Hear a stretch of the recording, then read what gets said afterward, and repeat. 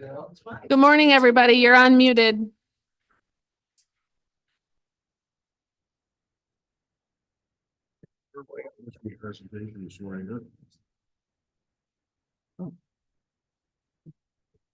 I don't see it. Oh, there, was this? No. Huh.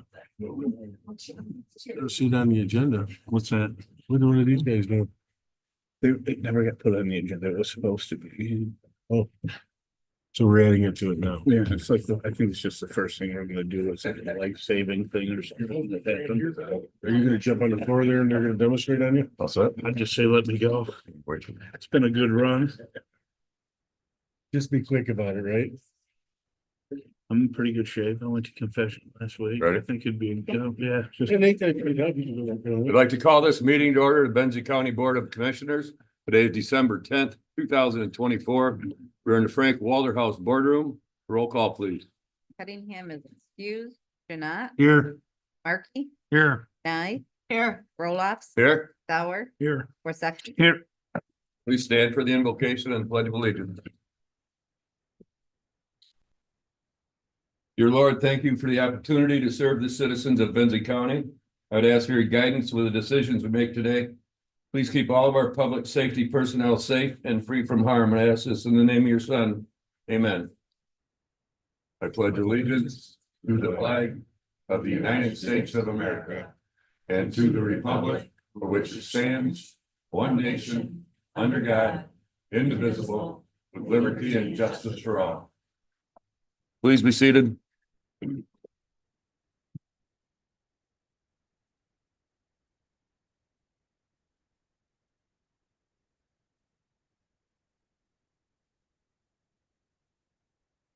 Today's agenda in front of you, there are a couple of changes. We will have a presentation from the Park Service right after the approval and correction of the minutes. We're also pulling item B. And we're pulling item I. Motion to approve is amended. 9 seconds. Just one other question, if I could. You guys got in there a little fast for me. At our last meeting, we talked about having some kind of letter or something for a group called Water Smart. And we were gonna do it at this meeting. Do you remember that? If you look at the minutes, it reflects it. Thought we approved that. We approved it last meeting. Yeah, Water Smart? yeah, well, it was Conservation District, Smart Water. It was all kind of one and the same. Thank Yep, you. that was approved. Yep. I was like, wait a minute.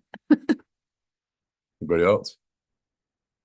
Motion and support. All those in favor say aye. Aye. Aye, opposed, so moved. Move on to approval of correction of the minutes from November 26th, 2024. Tammy, could I draw your attention to a couple of things? Uh-huh. And I'm sorry, we didn't have a chance to talk about this in advance. On page 2 of the minutes. Uh-huh. The section under 207 on John Petoskey's, comments, very last sentence. Would you take a look at that, please?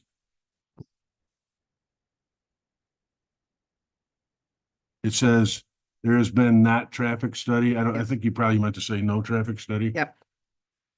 Sorry, I realize these are semantics really, but, and then under old business, the rescinding of the political activity policy, seconded by Nye to rescinds, probably just meant to say rescind. Oh, yep. I realize this is. I just wanted you to know I read your minutes. Okay. Thank you. With that, I'd make a motion to approve as amended. Janat? Our support. Motion and support. Any further discussion?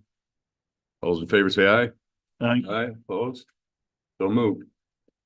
Brings us to our first presentation.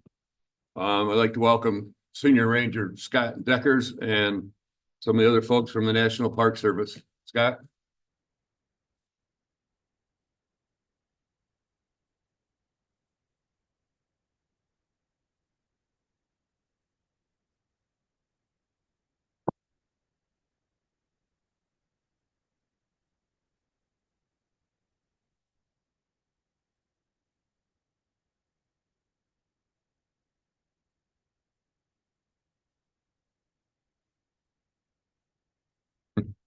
Good morning.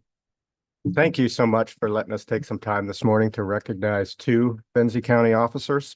We're here today to recognize Deputy Ryan Demond and also Officer K-9 Omar. As he mentioned already, my name is Scott Deckers. I'm a Chief Ranger at Sleeping Bear Dunes National Lakeshore. I'm joined this morning by Laura Ann Johnson. She's the Executive Director of the Friends of Sleeping Bear Dunes. Also joined by two U.S. Park Rangers, Nate Mazurek and Paul Chalip, as well as the Superintendent of the Lakeshore, Scott Tucker. As you can see from the show of support from the NPS this morning, we certainly value and appreciate our partnership with Benzie County Sheriff's Office, as well as Officer Demond and K-9 Omar. I've written a few remarks that I'd like to read that explains the incident that Deputy Demond and Officer K-9 Omar helped us with earlier this summer. It's quite descriptive, but it adequately describes the chaos that they handled in a calm and professional manner. On August 18, 2024, U.S. Park Rangers at Sleeping Bear Dunes National Lakeshore were alerted to a phone ping in the area of Empire, Michigan, for a critical missing person out of Wisconsin who was operating a stolen vehicle. It was later determined the missing person had violently assaulted his girlfriend in Milwaukee, Wisconsin, stole her vehicle, and fled the state. Rangers located the vehicle near Glen Haven, attempted to conduct a traffic stop, which ultimately resulted in a high-speed pursuit. The suspect stopped on the side of the road and fled on foot into the woods near Pierce Stocking Scenic Drive, which is up in Leelanau County. U.S. Park Rangers, Leelanau County Sheriff's Office, Michigan State Police, Benzie County Sheriff Deputy Ryan Demond, and Officer K-9 Omar responded to the area. A perimeter was established while Officer Demond and K-9 Omar conducted a search late into the evening. Search efforts that evening were unsuccessful, and additional phone pings led investigators to believe the suspect had departed the area. 2 days later, in the afternoon on August 20, 2024, a National Park Service maintenance employee spotted the suspect on Pierce Stocking Scenic Drive. U.S. Park Rangers and Michigan Department of Natural Resource Conservation officers responded to the scene, establishing a perimeter. Leelanau County Dispatch contacted the closest available canine handler for assistance, as Leelanau County Sheriff Office canine units were not available. With the approval of his leadership, Benzie County Sheriff Deputy Ryan Demond accepted the call out.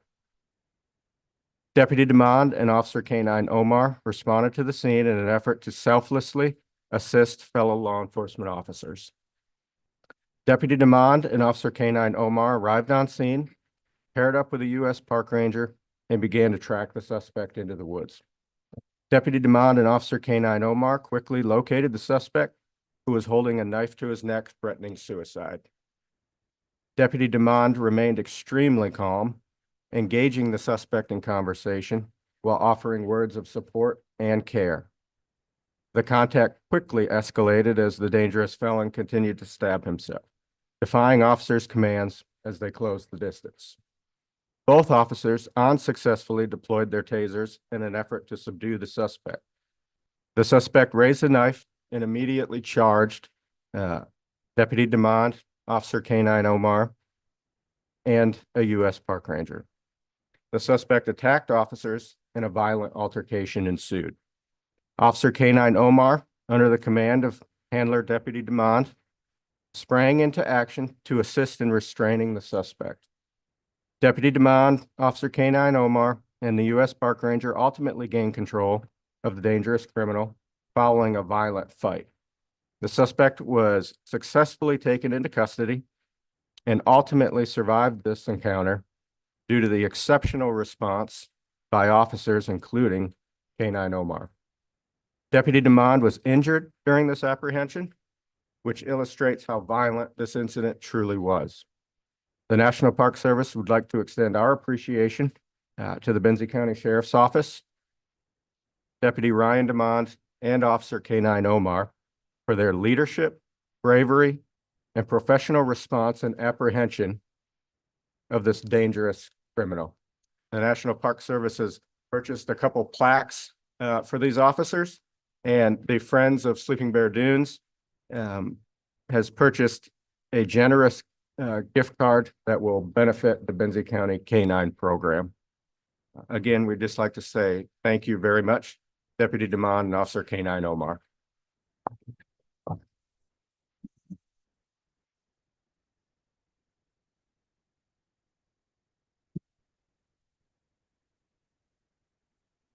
Guys,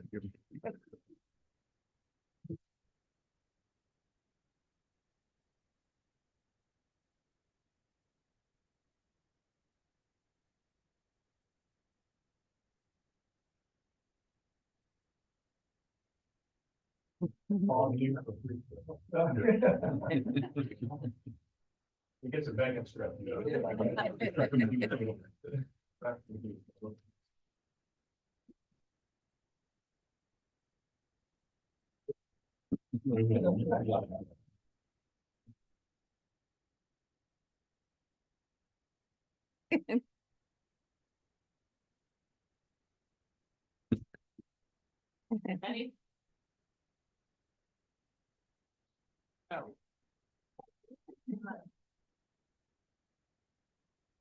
Funny. Thank you all. Good job. Thanks for being here. Photos.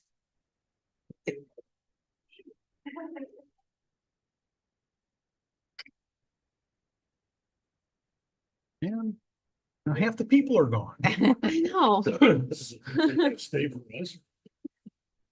I mean, you're pretty important. Yeah. And- And Tim, you thought it was us, didn't you? Actually, I talked to Ranger Deckers. I knew this was going on.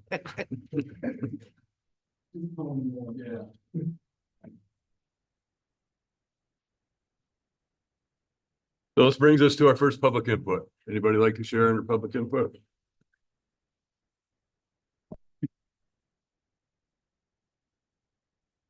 My name is Mary Hahn, 10243 Main Street. Anyways, last night, I was at, and I'm so supportive of the Village of Honor going forward with the corridor. You know, as you're coming into our county, that bottleneck makes you stop, and there's so much opportunity for, expansion in the right way. And we just spent 5 years having this small campground or cabins. And we've had the sprinkling of Christian atmosphere. I can't tell you the interesting people that we've pulled in from all over. So I really hope that you give this corridor authority the chance to at least, bring forth, some really innovative ideas that'll help the community, the small Village of Honor. I'm very supportive of it. Thank you. Thank you, Ms. Hahn. Anybody else like to share in public input? Close public input and move on to elected officials and department heads. Anybody? Doug Duran.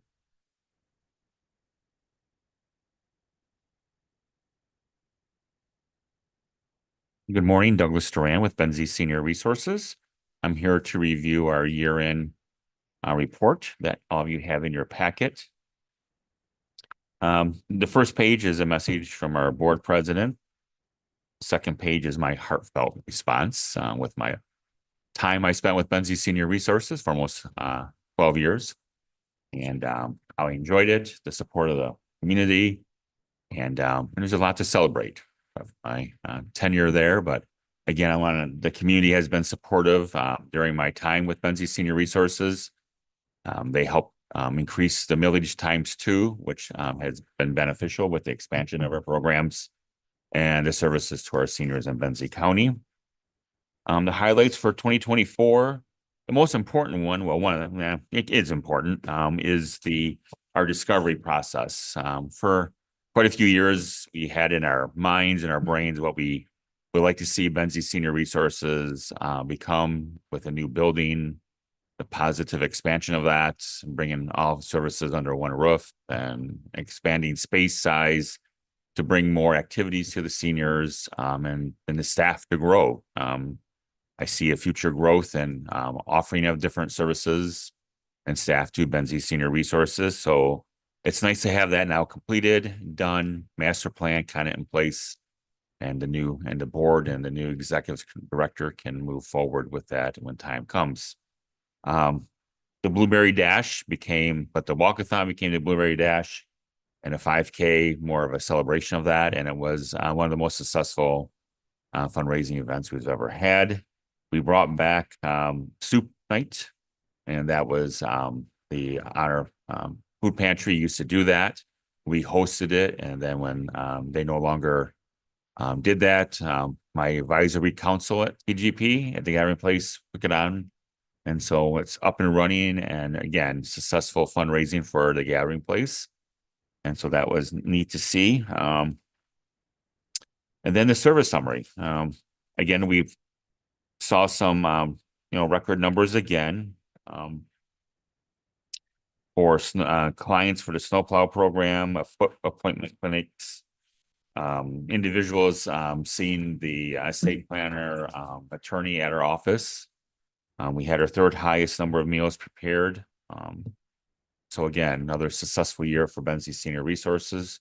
Can't do it without our volunteers. We had 172 volunteers, provided just over 12,650 hours. And again, the home delivered meals depends on volunteers to get those meals out, and that's 10 volunteers a day, 5 days a week. So again, can't do it without them. So there's extra copies in the back on that little table back there. Anybody questions? Any questions? Doug, can't let you get away. Your time is growing short, and you'd miss all my questions, I know. You can't give me a present, can you?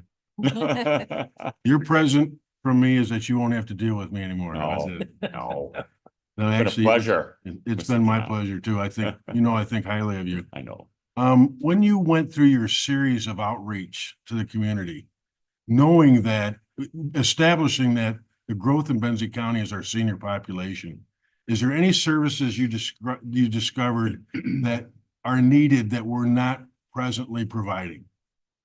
I think it's more growth in staffing for like a social worker to help with the care management of people's needs and stuff. My nurses and a lot of the staff do a good job at that, but we really need a dedicated person. Especially for the vulnerable adult who, they get in situations that they don't know how to get out of. It might be helping them with a Medicaid application. It might be partnering up with the Community Care Connections with the health department. I think having a good volunteer program to visit shut-ins, and I know you're passionate about that and stuff. I think that's where the biggest growth will be, in a way, is now helping out our seniors to combat isolation situations that they get, that this happens to them. They age, they get chronic illnesses, financially they struggle. And when I first came on board, one of the biggest things I did a senior needs assessment of the seniors of Benzie County within the first 6 months of I came on board. And that helped me set the tone. Seniors needed a dental program. They needed help with financial assistance when emergencies propped up, like medications, house repairs, car repairs, and so on. So we brought on those programs through grants at first, and then as we built up fundraising and the budget and stuff for that. So, but yeah, I think the biggest thing is to offer more opportunities, both socialization, a larger building to hold those things. I mean, right now, if you go to a Gathering Place, you'll see that the room is just full of items for the Christmas bags that we picked up yesterday. I got a couple more stops this afternoon yet. But yeah, so it's just bringing the community more together and stuff. So we're not fully meeting all the needs maybe, but we've identified the needs. Yeah, I mean, you can always expand on anything, And it's not something that I want to keep pressing on, but these home visits that you and I have talked about, See, that reaches all economic, social boundaries. Right. I don't care how much money you have. Families are more fragmented today. People are in their homes by themselves. We talk about these emotional and mental issues a lot. These people are suffering from that. And I'd like to keep that on our radar, that's all. Yeah. I will. The board, sees that, the existing staff see that as well. Yeah. Thank you. You're welcome. Anybody else? Thanks, Doug. You're welcome. I just want to get up and quickly announce, Kyle Mauer's not here, but I wanted to make it aware that Kyle Mauer has taken over the maintenance position now. And so now we are recruiting for an animal control officer, if you know of anybody. So he'll be around, you'll see him, but I think you're gonna be excited that he's in this position, so. Good, thank you. Sheriff? Doug's trying to sneak out, but I just want to thank him for publicly thank him for his duties and his devotion to duty and all that entails. I take part in the soup serving, the event he talked about, and I've also taken part in the Meals on Wheels, and it's huge. They do a great job in our community, and I personally have family members that participate and are recipients of their good deeds. So thank you, Doug. And also, one more thing I have is the presentation with the National Park Service. That's what mutual aid looks like. Helping neighbors and helping each other. They help us a lot, and it goes both ways. That goes with the surrounding counties. So when we have assets that we work hard to get, obtain, and our funds come from various sources, those are the important things in our community that helps our entire region out. So please, I know that you can see that, and because we've been the recipient on many occasions, so I want to recognize that as a huge thing in our region, and from one sheriff to another or other agencies that participate. So that's awesome. Thanks, Sheriff. Yep. Any questions? If I could, Sheriff, I noticed on their accounts payable this week that the inmate medical services was higher than it typically is. Is there an incident that we should know about or can know about? I can look into that and get back with you. I'm not aware of any single thing. It's just a bigger number, and it might just be by coincidence. I wanted to make sure there wasn't like a red flag and we had some kind of liability hanging out there. Yeah, we'll find that out. Commissioner Janot, I think most of that was the way that billing cycle worked, the way the doctor bills us for the meds. Because as soon as I saw that it was higher, I asked that question too, and it's the way her billing cycle works. Okay. So we had that much larger bill, and we also had 2 hospitalizations within that. Okay, so it's a timing issue primarily. Yes. All right. And those hospitalizations don't represent any trailing liabilities for the county. No, in that. Okay, that's all I needed. Thank you. Thank you. Thanks for asking. Yep, thank you. All set. Thank you. Yep. Any other department heads? Let's move on to finance. Good morning, Kelly Long, County Treasurer.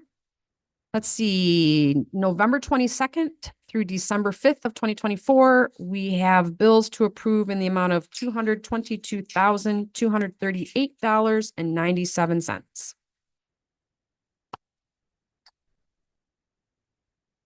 Make a motion to pay the bills. Mark, you will support. Yesterday, Commissioner Janot had asked about a large bill in here under capital improvement for just over $50,000. That is payment 2 of our elevator remodel. So the Buildings and Grounds Committee and then the board ultimately approved to redo the elevator in the building. It is still out. There is a part that didn't arrive from Switzerland, I'm told. And so I followed up with Mara, who's our sales representative, again yesterday to look at the timing on when that's going to be available. So far, we've been able to accommodate anyone, and so there hasn't been really an issue with the elevator being out. because we're able to accommodate and make phone calls and people come upstairs and meet in a conference room if they need to get downstairs for some reason and can't take the stairs. So hasn't been an issue, but we're hopeful that it's done here pretty quickly. Thank you. Mhm. That's all I have. Thanks. There's a motion and support. Is there further discussion? Roll call. Knapp, Yes. Markey, Yes. Nye. Yes. Roloffs. Yes. Sauer, Yes. Worsakki. Yes. Motion carried. I have just a quick update. Our tax bills went out. We had a small issue with a few VA exemptions that went out. So anybody listening, we're working on that. We're not quite sure what the problem is. We did have a new rule where we have to keep the taxable value for the veterans in the database.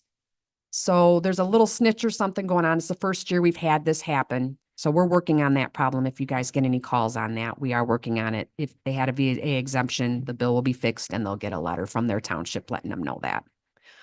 Besides that, auditors were here last week. Everything went great. They got everything's looking good. We got the credit cards in and all the departments are doing great. No problems there. And I just want to wish you guys all a very happy holiday, Merry Christmas and Happy New Year. Thanks, guys, for your service this year. Thank Can I you. ask you a question? Because that Oh, did sure. come up yesterday at home. So should she VA? call you? or Yes, is it have her gonna be- call me Let if her know she's it's got a, getting corrected, but. yeah, yes. But she was yes. kind of dumbfounded because it applied to the summer taxes and then. Yes, that's the problem we're having. The summer seems to be working and the winters are glitched. So yes, have her call me, have her call BSNA as well, because they're helping them fix that on their end, but have her give me a call. Thank you. Okay. Thanks. Um.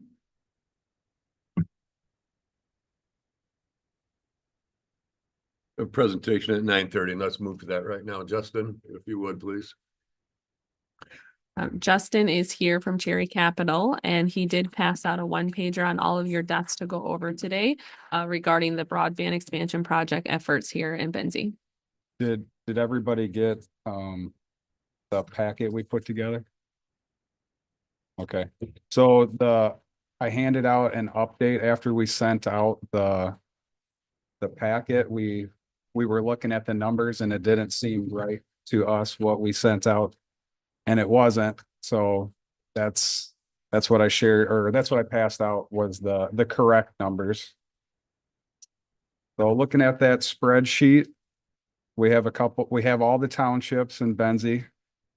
The first column labeled active, which is 999 homes passed. That's how many homes we passed with this year's construction effort. The lion's share of that effort was in Inland Township and Benzonia, Frankfurt, Crystal Lake Township. And I should probably back up just a little bit. You know, this effort was stimulated by a $8.5 million project that was put together in 2022 with Benzie County, Cherry Capital Communications, and the county's broadband team. There was a grant program that we participated in that brought $2.8 million to that $8.5 million project. Those funds targeted 1,428 of the most unserved and underserved homes in Benzie County. As the state started collecting more data, they found 231 more households. And they asked Cherry Capital if we would self-fund and also pass those additional homes, and we agreed to do that. So that brought our total commitment to 1,659 homes that we will be passing and making high-speed internet available to those homes. So looking down, or actually, excuse me, looking at the next column over, that's a BEAD column. That stands for, let's see, Broadband Equity Access and Deployment Program. That's the next big program. That's actually $1.5 billion that's being allocated to the state of Michigan. That is with a B, so that's a very big number. That money has been deposited in a state account, so the money is with the state now. That was a very big milestone. And I'll talk more about BEAD later on in my presentation. But the two townships that will receive the most benefit from that program are Lake Township and Blaine Township.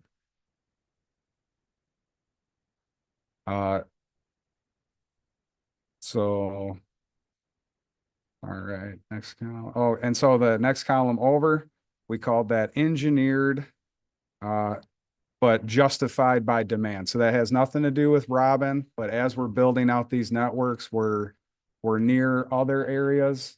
And if we get demand in those areas, you know, we will expand our network. Networks have a tendency to want to grow. They're kind of organic in that way. So if those areas near the existing network are interested and there's a demand there, we'll expand. And then the next column over is engineered and constructed. Those are Robin. Those areas have Robin households, so we will be constructing in those areas. And that's the construction that will take place in 2025. And so there's a little bit more of inland that will be getting some work, but Elmira Township and Homestead Township will be getting a lot of construction activity in 2025. And then we have the planned justified by demand column.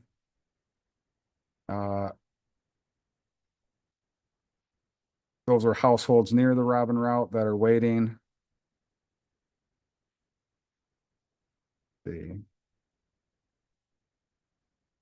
Yeah, so they're near the Robin route, and similar to the other column, just if there's demand, we'll expand the network. And then the very last column is planned. That's batten cleanup. So whatever Robin households are left, that which is 1,800. Oh, no, that's not all. Excuse me, that's not a Robin number.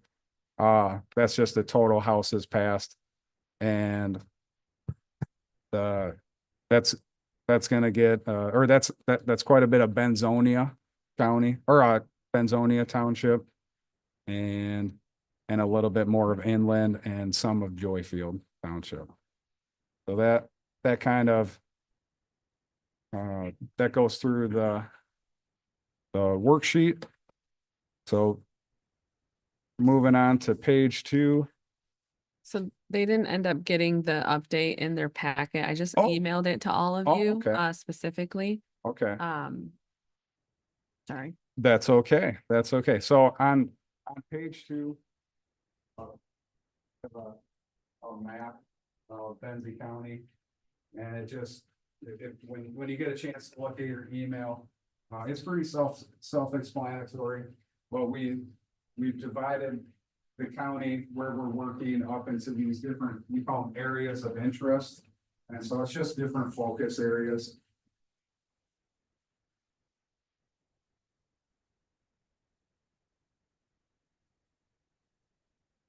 So moving on to page 3. So let's dive into beads a little bit. As I mentioned, it's a $1.5 billion funding grant program. The finalized map has not been released yet, so that's what everybody's waiting for. But we estimate in Lake and Blaine Township, there's about 624 underserved homes that would qualify for this funding. Cherry Capital is committed and planning on putting in an application. that would help bring that funding to Benzie County. Construction wouldn't begin until 2026. 2025 would be the, you know, going through the application, agreeing to the terms, and then funding would be released in 2026. Cherry Capital Communications, we have an open access network philosophy. We don't think that we want to give people choice, but consumers with their internet connection, they want it to be affordable. And we think the best way to create that environment is to have other service providers use that network. We also think it makes the most sense if you're going to build a network, build it once and have other service providers take advantage of it. Two of those service providers that have already showed interest in using that network is a company called Merit. I know the board is very familiar with Merit. Their study that they did was a big reason why we started working with Benzie County. PFN, Peninsula Fiber Network, is another company that is interested in using the network and participating. They have some locations in Benzie County that they would use this network to connect those locations instead of building their own network.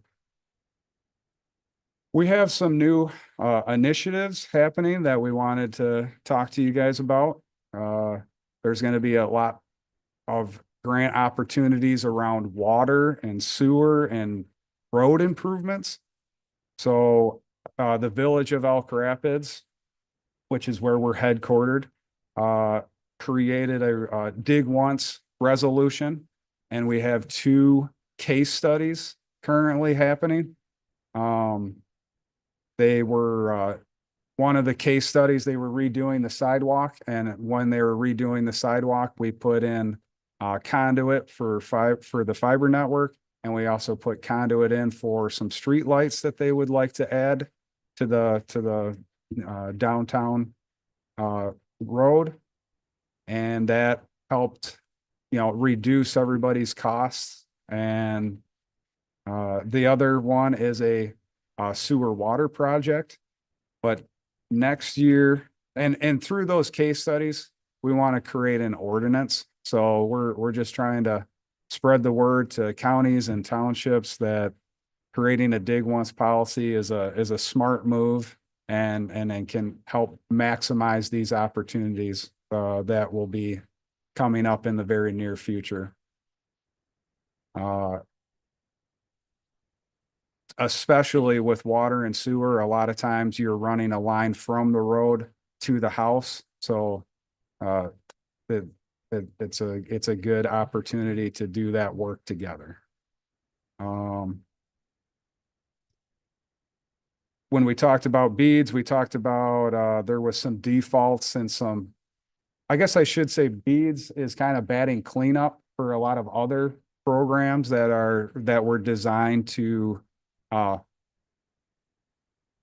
encourage development in areas that are high cost areas to build. There's, more white-tailed deer and turkey than there are homes and people. So these programs were designed to encourage building, and beads is batting cleanup, but there was some defaults, and that's why there's a delay in the map, is that they're trying to absorb those defaults.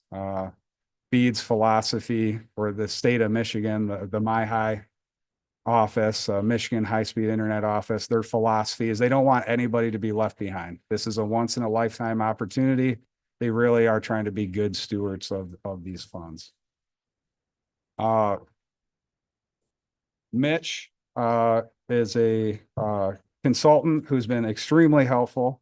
I don't know if Mitch was here. No, Mitch isn't here today. He's hopefully listening online. Thank you, Mitch, for all the work that you've been doing. He helped us put together some of the scoring that will be used to decide which application is the best application. So I know 1.5 $1 billion sounds like a lot of money because it is a lot of money, but it is very expensive to build these networks, and Michigan has a lot of need. So one of the scoring rubrics is if you can do the project and take less money, you'll get points for, so like if it was a $10 million project and you only accepted $4 million, you'll receive the highest amount of points. Could I interrupt you just a minute, Yes, please? sure. Just for the people that may not know this, Yes, you're talking about Mitch Shapiro. yes, Mitch. Yeah, Mitch And Shapiro. just so people know, Mitch is who we hired, the county hired as our consultant. on Correct. this. Yes, Okay. yes. Not Yeah. everybody might know that. so. Yes, thank you. Appreciate that. Another one of the pieces on the grant is if you can on the beads map, they're going to show what it should cost to connect a home. For example, if the state of Michigan, from all the data they've collected, say it takes $3,000 to connect a home, but you can do it for $2,000, you'll get more points for that.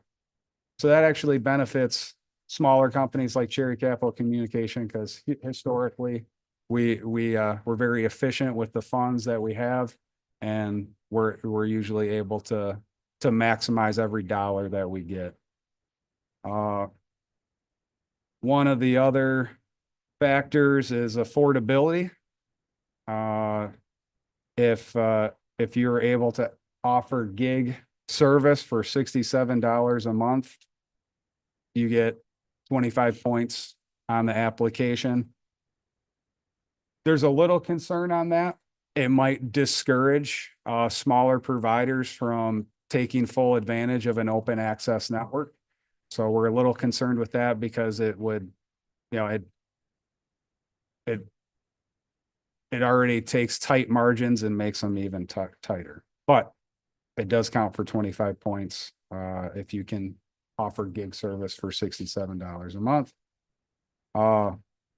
There was a program called ACP, the Affordable Care Program, or no, yeah, Affordable Connection Program. There's points for that, but you have to self-fund it. So that's going to be harder for smaller ISPs to do. And there's several other scoring, like if you have a minority business or a woman-owned business or a geographically disadvantaged business, that all counts towards a strong application. So I guess I'll kind of conclude my presentation with a call to action. Letters of support, specifically from elected officials, are something that is part of the scoring criteria. They want to see elected officials be involved with the process. They don't want networks being built in communities without elected officials' input. So we will be asking for letters of support when we go to put together our grant application. Is there any questions? Tim? Since you guys been doing your build outs, I'm assuming you have some homes that are already live and working? We do, yes. Inland Township, we activated homes in Inland Township and Crystal Lake Township. Although the response has been very positive in Crystal Lake Township, it's going to be probably January when we start activating customers in Crystal Lake Township. There's been some setbacks, in that build. Yeah. How is the service so far being perceived by the current customers? Positive, yes. Great. Been getting very good feedback. Everybody seems to be very excited to have a fiber connection. Great. My question, of course, is my township. Yes, Always is. yes. When will we know if you're gonna get feed? Cause they were asked, Yes. Tim asked them to write a letter Yes. and, I'm all in support of that, but I'm just curious. He basically said the same thing, 25, 26, Yes, if we get the grant. right. So I'm just curious how Yeah. that's going. So whether it's Cherry Capital, Charter, or some other service provider, this is going to be a very competitive process, which is a good thing, because it means the company that puts together the best application will win and win the support, win the funding. So no matter what, Blaine Township is going to get that funding, and those homes that are unserved and underserved will have an option. And You're making quite a few of my residents happy, so. we've gotten, calls from those areas, and we we know how excited they would be if they had a good option. Yeah, you're welcome, Gary. Brenda? Yeah, your column justified by demand. Would it be our call to action then to let our communities know if you're not being served well, to reach out? Is that what justifies these numbers, justified by demand? Yeah, Is so that- emails, phone Yeah, so calls? that's one way that counties and townships have put that information out there, is, sometimes through a tax bill, oh, hey, if there's an opportunity here, there's a network nearby that would be willing to expand. If you're, dissatisfied, reach out to them. We're also going to be sending out postcards to those areas. We'll be doing door knockers, and So you do want individuals and businesses emailing and calling to let you know that they're interested in being served? yes, 100%. Yeah. I think that's a website. You can put in your address. Yes. Yeah, Yes. cccfiber.com. Yes. Yep. If you go there, it'll direct you to a portal. You can put your address in, and you'll actually set up an account through us, and we'll have your information in our database. And Interesting. Art? If I could, 2 or 3 things. First, this letter of support, do you want that to come from the full board, or that should come from individuals? that's a good question. I think I think individual makes sense, but I'll get back with you on. If you could provide us an outline or a template or something, Absolutely. that's more likely to Yeah, happen. no, we will definitely follow up with that. Different question altogether. Part of my district is Lake Township, and I know you're picking up Mercury Broadband, or you're attempting to pick up Mercury Broadband's federal funding support of that. Well, they received funding in a different grant program. Yeah, it was a couple of years ago. It was called RDOF. And they haven't done anything. And they recently have defaulted.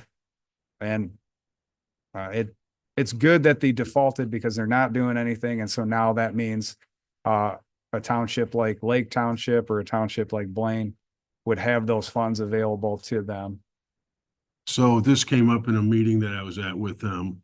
And Okay. you guys have been a great partner, by the way. Oh, thank you. Art. But I would ask if you would contact the township supervisor, and because they'd be interested in more information. Absolutely. Okay. Yes. And there may be others that you're gonna do the same with. And again, this is just for the public's benefit. But when we started down this road, the 3 criteria we're looking for was accessibility, reliability, and affordability. And you guys are kind of hitting all the boxes, so I appreciate that. Well, thank you, Art. Anybody else?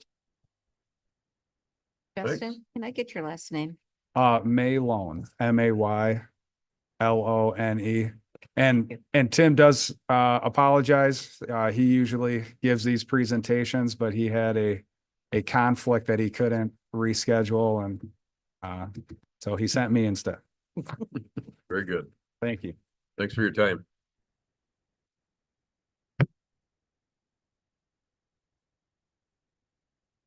Move to item A, consider approving Village of Honors Corridor Improvement Authority.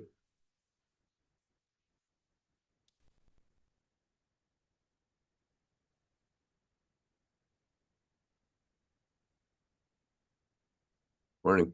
Morning, Mr. Chairman, members of the County Commission, John Icoangeli, representing, you'll have a hard time spelling that name.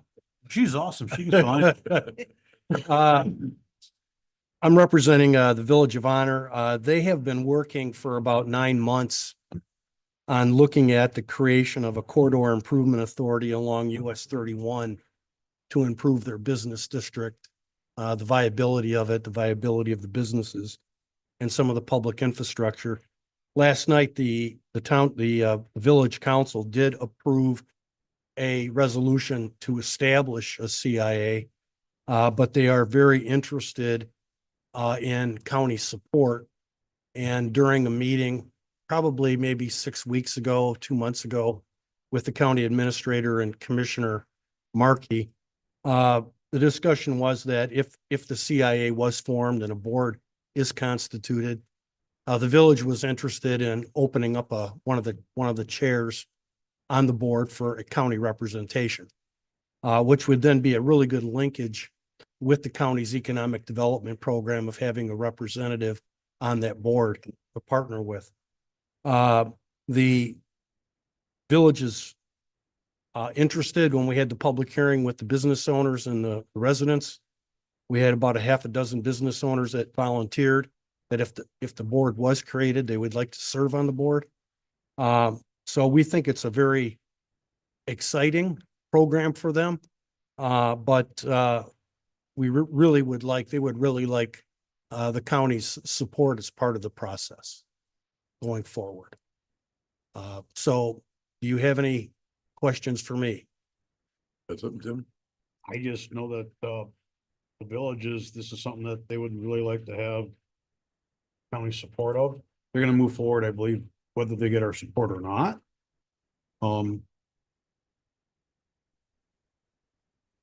I'd like to hear other people's opinions, otherwise I'll make a motion.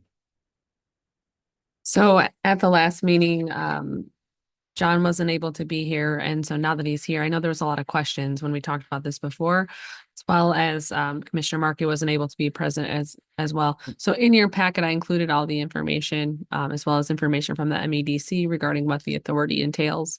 And so we're here today to answer those questions for you. Good, Gary. Yeah, I actually went through that pretty good. I think, can't remember the dates. Was that 2011 when you did the study? Just, as well throw it away. Just saying, at that point in time, they didn't want to do a DDA. And was that information coming from the businesses that didn't want to do it or the residents? I want to answer President Alon.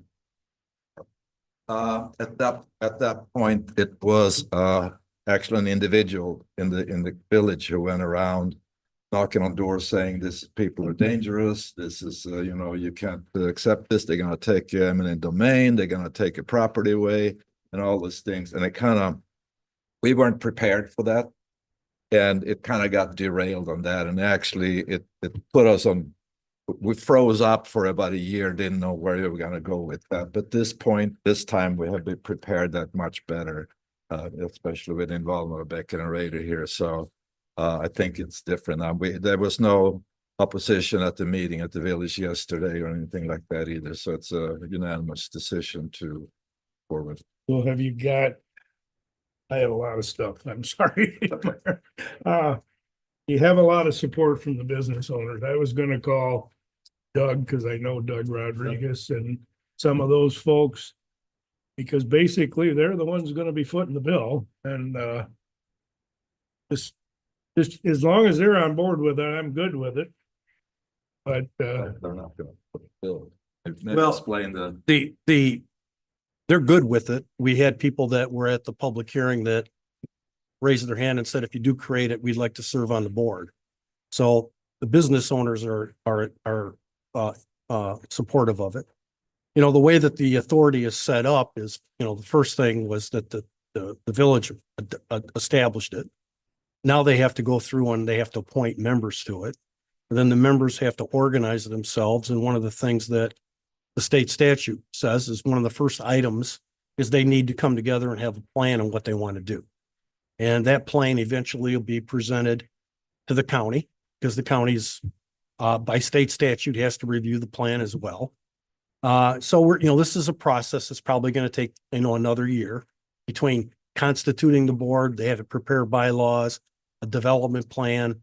It's going to take a few months to maybe a year. So yeah, I mean, there's a lot of interest to do it. I think the property owners see a need. Obviously the elected officials in the village last night voted unanimously to go ahead and establish it. One of the things that stuck out to me was walkability. So does that mean? And just talking to the administrator here, you're not going into Benzonia Township yet? No, So we're not going all the way out to the drive-in and all that stuff like the original one was, but do we have to have the sidewalks in at a certain point in time? no, that'd be part of the development plan. Okay, Okay. Now, the one thing with the Corridor Improvement Authority, when we started the initial discussions with Honor and the town, Benzonia Township, the thought was trying to link the entire 31 corridor. But the state statute says that the authority area has to be served either by public water or public sewer. So there's only portions within each area that have either water or sewer. And that's the limitation. The other limitation is that there's got to be a concentration of retail businesses. So you can't just designate a long corridor. It's got to meet the establishment criteria that's in the state statute. that corridor will be established by this group? Yes. So that's gonna work, Yeah. okay. Oh, well, I guess that. Like the sidewalks and stuff, I know there's funds through the transportation fund, TAP funds. Yep. yeah, that go through the village, I'm assuming. Is Correct. that gonna be tapped or road commission? That's part of the development plan, Commissioner. The one thing that these authorities do is they bring people with common interest together. They identify the projects. I know that the state government, MEDC, for example, MDOT, they work closely with these authorities on trying to coordinate projects. So if MDOT's going to come through Honor to do like milling and resurface, if there's a corridor improvement authority, they'll ask what projects can we jointly venture in. Kind of like the gentleman here before us was saying that, they're trying to link sewer and water with fiber and sidewalk development. It's the same thing with the authority and with some of these other granting agencies. I appreciate you answering my question. Thank you. The whole layout helped me a lot. Thank you. Thanks. Anybody else? Would you spell your last name for me? Yes, it is IACOANGELI.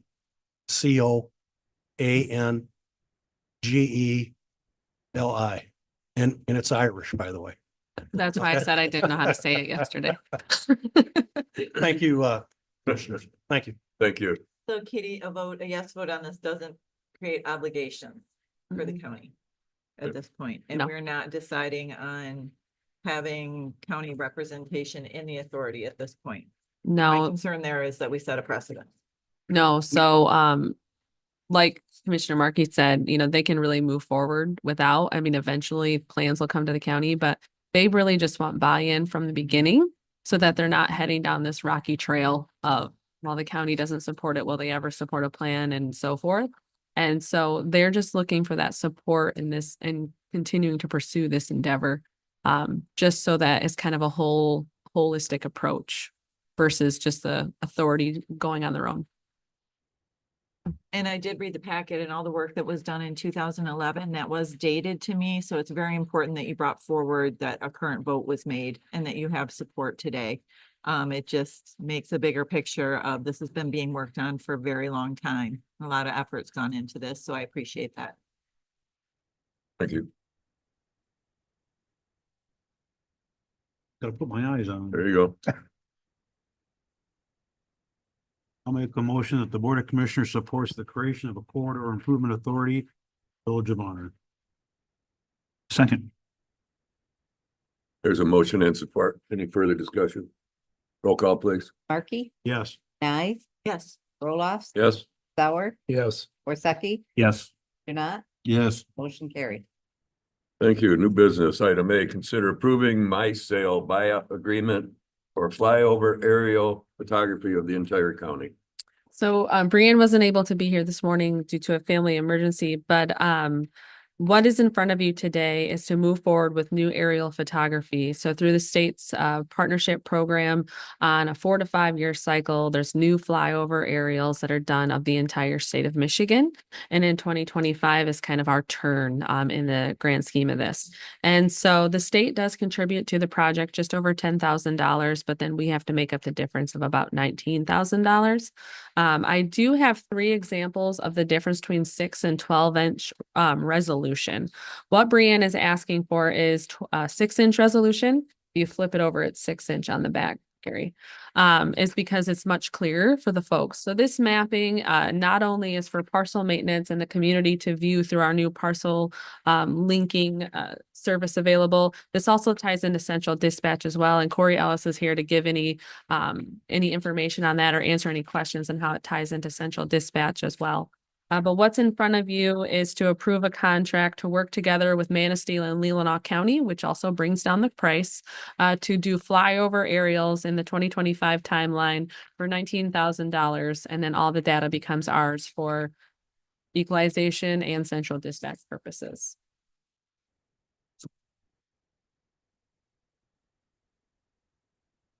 You just did this again in 2020, 2021. I'm having heartburn with this, and I'm sure I voted yes last. I think you actually in full transparency, Tom Lagenbach just signed it. I don't think you've ever approval. I don't know if you guys have ever actually seen this My before. concern is there's some legal ramifications when you start photographing people's property. Just saying. I don't know what you are. I don't know what you mean. Can we be sued? No. Gary, Well, Google does it every day. Yeah. Google does it every day, but they ought to be sued anyway. No. There's no legal ramification. They're not coming into your home and photographing your refrigerator. Well, it depends on how accurate those, I mean, satellites can out of hand from miles away. Best example. Just a thought. I don't. How Corey, come do you the wanna 6 inches is respond so to that? much clearer? Higher resolution. Much higher. Tighter resolution. Yeah. Yeah, the only thing I would offer Corey Ellis, 911 director, is we use this imagery every 911 call, no exception. Every call that comes in, whether we send responders or not, we are benefiting from this. We can see a better picture, we can get better directions. I think everybody knows of probably multiple properties that have special access. It might be a mile-long driveway, might not have a mailbox at the end of it. We use these every day. I just wanted to add that. And what was approved in 2021 by Tom Lagenbach was 6-inch resolution. So if you decide to not approve this, it's going to come back at a 12-inch resolution because it's I cheaper. thought we did approve it. You might I have. presented it to you. Did you present it? Yes. Okay. Tom had enough money saved in one of his accounts that he was able to cover it. But the presentation to you was that dispatch was going to cut the balance. The price has increased since 2021, and that's where the heartburn probably rides in. But dispatch was going to cover a portion because it was very vital to CAD, and that's what we wanted. And Tom was able to actually have enough stored away to pay for it. So I did. I could find the paper if you really. I'd like to make a motion that the Board of Commissioners approves the Michigan statewide authoritative imagery and LiDAR program, State of Michigan and partner agreement for 2025 aerial imagery updates in the not to exceed amount of 19,000. Agreement subject to approval as to form by legal counsel and authorizes the chair to sign with funds available in the equipment replacement fund and general fund. Couldn't have made that shorter. Sports. Motion and support, Gary. Are we gonna be dipping into the general fund to pay for this? Yes, but Brianne, as part of budgeting, planned on that. And so there was additional funding in her contracted services line to help pay for this, as well as there was funding set aside in 425 over the last couple of years to pay for it as well. So will it be budgeted in next year's budget or was budget? It's budgeted now. Yeah. Thank you. Anybody else? Roll call, please. Nye, Yes. Roloff, Yes. Sauer, Yes. Worsakki. Yes. Janat, Yes. Markey, Yes. motion carried. Picture. Item C, Make sure you're also. consider approving the fast case online jail law library contract. So what's in front of you is a license agreement for software. The sheriff and undersheriff are here to answer any specific questions regarding this. It is quite minimal in the annual fee. However, it is a contractual obligation, which the board should approve. This is for service for our inmates specifically.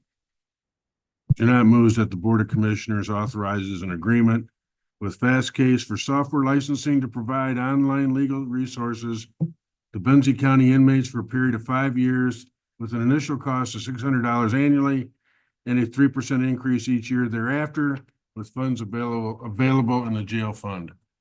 Markey will support. Motion support. Any further discussion? Roll call. Roloff. Yes. Sauer, Yes. Worsakki. Yes. Janat, Yes. Markey, Yes. Nye, Yes. motion carried. Item D, consider approving the Regional Materials Management Planning Committee bylaws. Dave Schaefer is here today to answer any questions regarding how it's going on a region for the materials management planning. What's in front of you are bylaws that have been reviewed by our legal counsel and are also being presented to both Leelanau and Grand Traverse County boards. These bylaws are specific to the larger regional committee that was created for over the next few years as we look at the plan. The part of the requirements with this huge process is that each county representative board approve these bylaws. And so that's what's in front of you today. If you have specific questions, Dave is here to answer or give any sort of update that you need regarding regional materials management planning.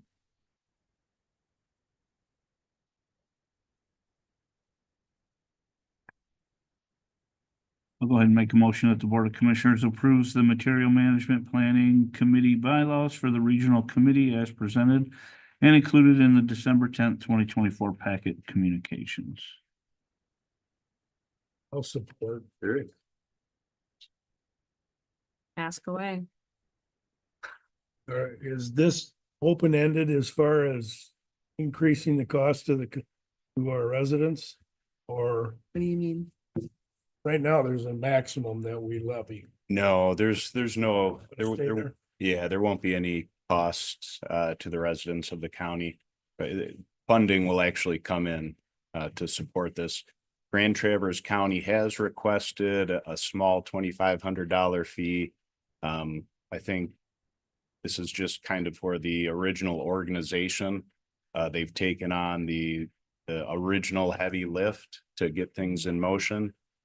Those funds will be reimbursed via the grant process once the work program has been approved by Eagle. We are going to, we expect that to happen within about 2 to 3 months. And then, so then on probably a quarterly basis, it's still up in the air. With Eagle, they've had a lot of turnover lately.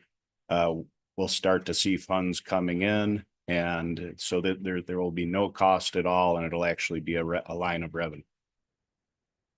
It work out to our benefit. Very much so. I think. Yeah.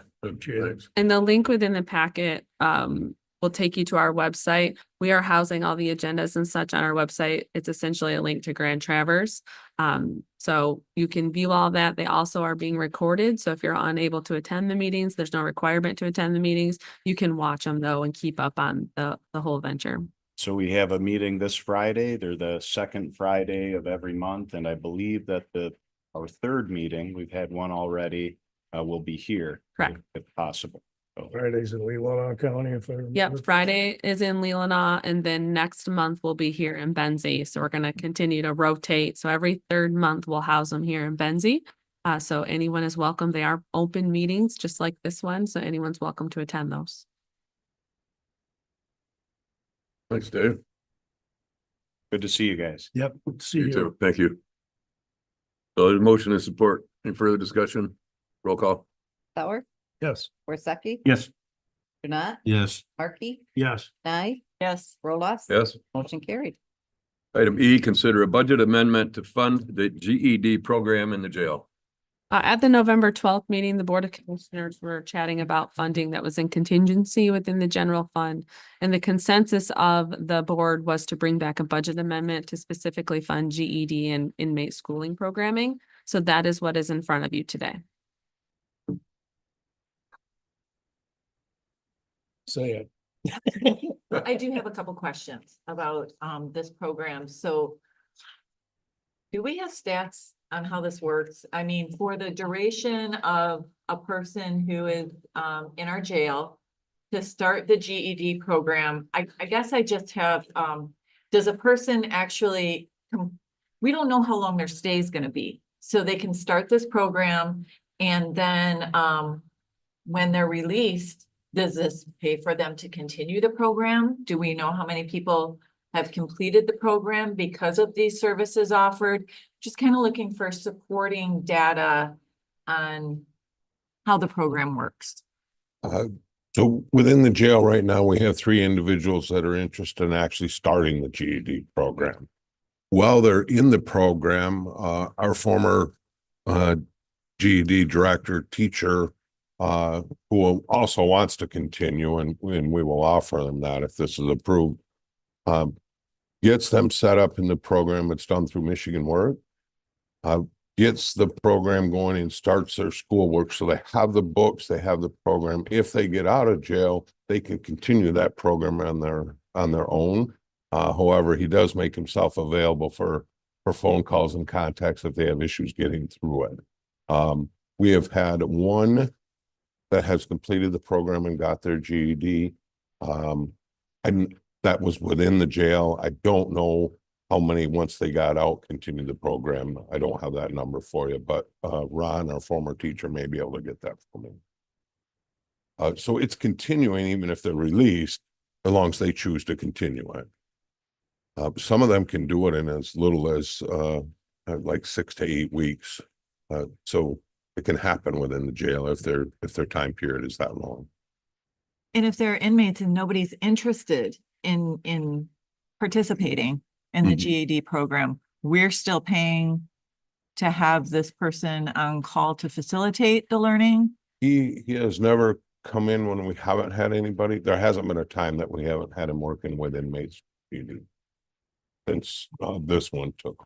And I'm not sure of years past, but in the last 2 years, there hasn't been a time that he hasn't been working with a student within the jail. Can I ask that question a little differently? Yeah. Does this individual only get paid if they're on site and working with the inmates, or do they Yes. get he's paid an whether hourly- they're there or not? He's an hourly part-time employee. Okay, so only when someone's taking advantage of the GED courses are they getting paid? That is correct. Because I think what I'm hearing is we want to make sure we've got and I'm the one that's encouraging that we pursue this, but we're looking to make sure that we got justification for the money being spent. Are people really benefiting from it? If you're in for, I don't know, 2 weeks or 1 year, in that 2-week period, you start the program. What I heard you say is even after you're released, they're encouraged to continue finalizing it on their own. The county doesn't pay for that. That is correct. Okay. Can I add something real quick? I know that we're talking about current events and current days, but dating back to, we ask about how successful this is. I can go back 35 years up the hill, and I know that back then there were a lot more people doing a lot more time. In other words, incarcerated longer. And I watched the GED come and take care of multiple, like dozens of people, of inmates. So over the years, it's been a huge success. We can build on that. I mean, obviously, by today's standards, they're a little bit different, but overall success of the program is phenomenal. And we could potentially allocate the money, but if nobody goes through it, we're not going to spend it. That is correct. Yeah. And when the inmates are released, do they get to take their materials with them to continue their education? Yes, they are allowed their materials, and Michigan Works gives them access to more material. Glad you brought that up. That was very question. Are there any other questions? If I could, Jeanette makes a motion to the Board of Commissioners, authorizes a budget amendment in the amount of $13,000 to the jail fund to provide GED schooling programming to the Benzie County inmates. Or will second. Motion and support. Any further discussion? Roll call. Worsakki, Yes. Janat, Yes. Markey, Yes. Nye, Yes. Roloff. Yes. Howard, Yes. carried. Item F, consider rescinding resolution regarding chair term length. So you didn't have anything in your packets for this, but over the course of the last 12-ish months, it's been brought up a time or two about considering the chair position. So by statute, the chair position is a 2-year term, but Benzie County indicated that it would be a 1-year term here in Benzie County, and that's part of their board rules. It was supposed to be adopted by resolution, but we have not found a resolution yet. So I guess what's in front of you today is one, the conversation of, do you want to keep the chair length term as 1 year? Or would you like to revert to statute, which says that the length of the chair term is 2 years? And then depending on how we go, will depend on what motion I craft in my head for you, if there is one. Go ahead, Art. Well, I mean, my only question is, I have more than one question. I did some research too. And once it was brought up to us, I talked to commissioners that were serving in 2000. They said when they came into office, it was just, that's the way it was. So it's been in place a long time. A long time. But how can you rescind something that you can't refer to? If you can't find the original resolution, how can I rescind it? Right. And so we were under the impression there was a resolution, and maybe it's so far back that it's, on microfilm, so we can't find it that way. It is, though, in your board rules each and every year. So at a minimum, you'd have to amend the board rules. But the board rules would actually be in violation of the statute because there's no resolution Potentially. supporting that. Potentially. And again, asking people that were in office 24 years ago, and I said, I don't know, that's just the way it was when I came in. So, So nobody's really questioned it before. right. Yeah. No. And so Tammy searched and searched and searched. And if there is one, it's so old, there's no, I don't know. But even in it's in the minute, or not in the minutes, but it's in the rules, and the rules doesn't refer to a resolution specifically. But the rules changed in what, 2017? 2007. They were 2007. in the rules in 2006 said effective January 2007, it would be 1 year. Yeah. That was the motion, if I remember correctly. And Vance Bates was chair at that, right? That the Oh, I didn't minutes you're, I didn't even look at who was chair. All I know is maybe he they got elected that year. I can't remember.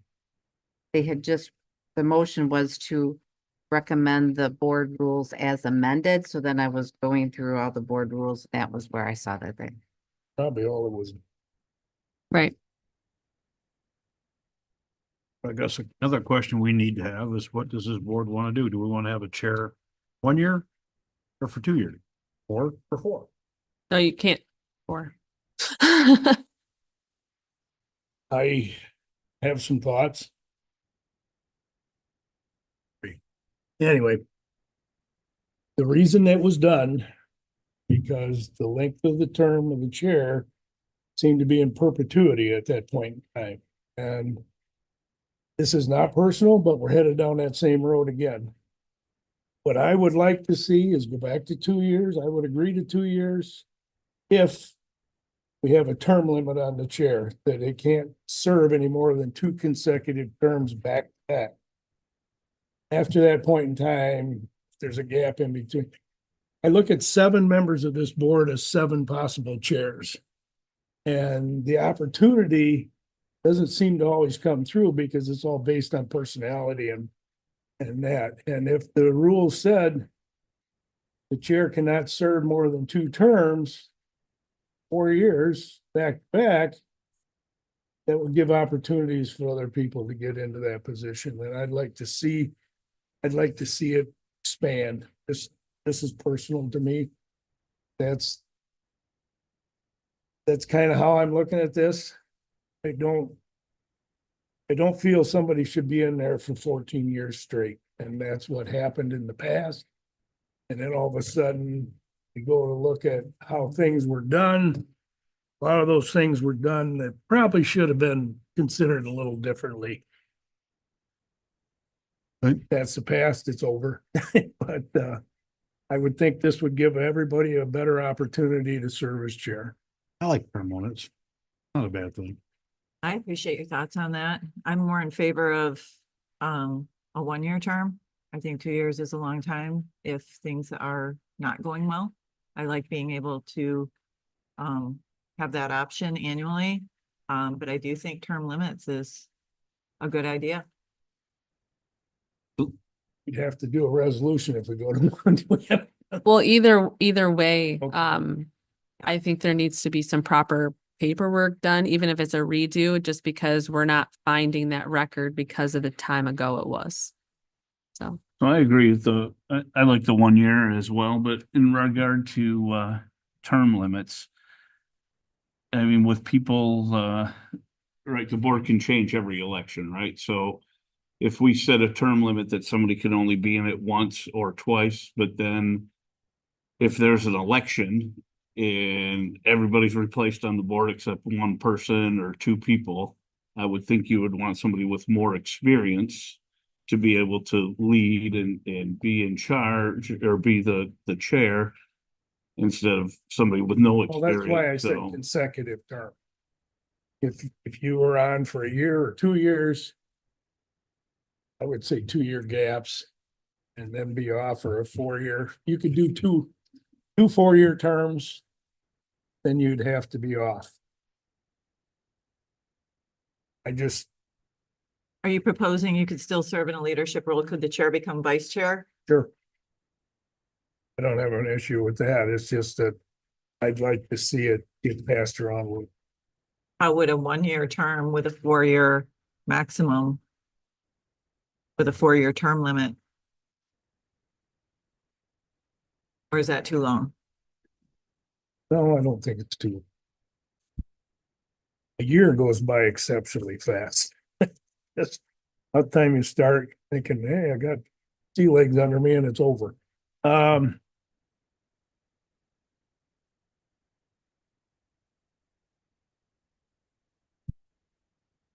Guess I'm good with either one, either a 2-year or a 1-year term. I would like the bigger turnover opportunity. Katie, what does this do with a timeline? I mean, to pass a resolution, I know things that have to happen have to be in place before the beginning of the term. Is that right? that's just for monetary reasons. So per You could diems do and this at the salaries. next meeting? Correct. The So organizational? yeah, there's no rush to take action today. I just want you to have the discussion and not feel rushed. So if you want to discuss and then give Tammy and I the consensus so we can prepare whatever document we need for the organizational meeting, that's great. Or if you want to take action now and then bring the documents back later, we can do that too. But it's only for like salary and per diem that you have to do before the term takes office. It could be done organizational. Yep. That might be better, give folks time to think about. I think it would be appropriate to ask a up and coming commissioner their opinion. This is gonna make me very unpopular, all right? But point of order. This agenda item is to consider rescinding a resolution. Mhm. It's not to talk about and make motions for what might happen at a later date. In fact, I think that's in this afternoon's discussion and on the agenda, something regarding this is on the agenda for this afternoon. No, Department head salaries. That's department head salaries? correct. Okay, I'll go back and correct myself then, but so we're kind of getting ahead of ourselves here.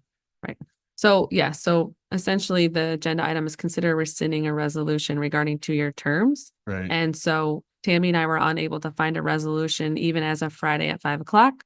But it does allow you to have the discussion of if there was a resolution, are we rescinding it or not? Right. I get that. Correct. But that's really what the topic is. It's Mhm. not to discuss, okay, but what else might that look like? Well, You can do whatever you want. It's a point of order for me. mhm. All right. I But think I you're am gonna be, discussing the since we're term. weighing into this, based on my research, first, I think we ought to find out, why does the state statute set a 2-year term? I'd be Probably curious because to know. we had 2-year terms. Yeah. Well, it could be, but I think that Evans made a valid point about a potential change of the board. We don't have any chairman that has ever been in perpetuity. Every year we reelect them. Perpetuity considers that there's no action at all. They just continue to serve in that area, Gary, and we don't. Every year we make the election for that. So those are my comments, even after my having said we're going well beyond what the topic should be. So, I mean, as far as saying why it's in statute, I mean, the statute was put into place in 1851. Not So around anymore to ask. Right? I don't necessarily, I'm not necessarily gonna be able to find history as to why, because of that reason. Now, the statute's been amended over the years. But I don't know if I'm gonna be able to ever find the why for you. Sure. One could assume is because there was 2-year terms, and so that naturally 2-year terms is 2-year terms. But I can try to look into that a little for you. Yeah, I mean, the exception to that would be is in going to MAC and saying, you know, what's the norm? Doesn't mean it has to fit us, but what is the norm for these terms and when they're served?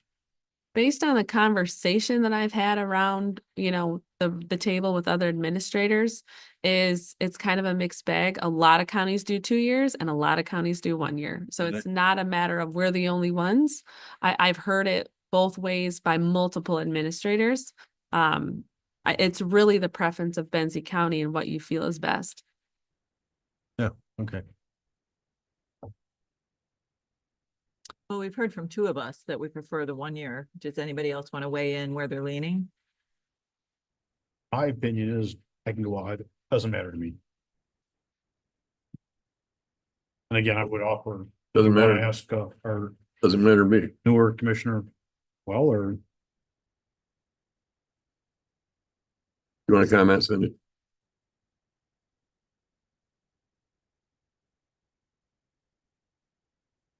Hello, Christina Trigg, Commissioner-elect. Commissioner. Yes, District 3 Commissioner-elect. I was thinking a year sounded really great. I thought that was and if it were it is a 4-year term. Having multiple people be able to be chair during that term makes a lot of sense to me. I like the discussion that we had, that it offers more more accessibility, more folks than one might have an opportunity to serve in that capacity. And I like that idea. Thank you. That's my opinion. Is it worth clarifying that I think the way that it's proposed, if it were a 1-year term, one person could be selected each of the 4 years, the same person with a 4-year limit, right? Well, I'm not hearing, I'm hearing 1 year as a consensus, but I haven't heard a consensus necessarily on the term limit of 4 years from you. But what I'm hearing right now is Tammy and I need to work with legal counsel to draft true resolution that is to be considered for 1-year terms for chair. Now, as far as a term limit, I haven't heard any consensus on that. That could potentially be a blank in the resolution that you could fill in at the organizational meeting if you'd like. But how it would stand is the resolution would indicate the chair is elected annually, period. And it doesn't matter who it is. I would offer that a 2-year might be interesting too, a 2-year limit, and then each 4-year term would guarantee a change of chair. Could be argued either way as being a good move. I like the idea of having a term limit on this only because I think it makes it more graceful to make that change instead of being so competitive about it. We know that it's going to happen and there may be a new face. There's likely to be a new face, but as an individual that I was talking to made a very compelling case about what if you have 2/3 of your board turnover? Everybody's new. This person's already locked out because they can't serve for another year's chair. So now you've got to put somebody with less experience in. And I've seen that happen. It happened up in Gaylord area.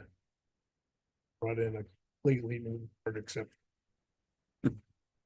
But he had not been chair for a period of time and they put him in.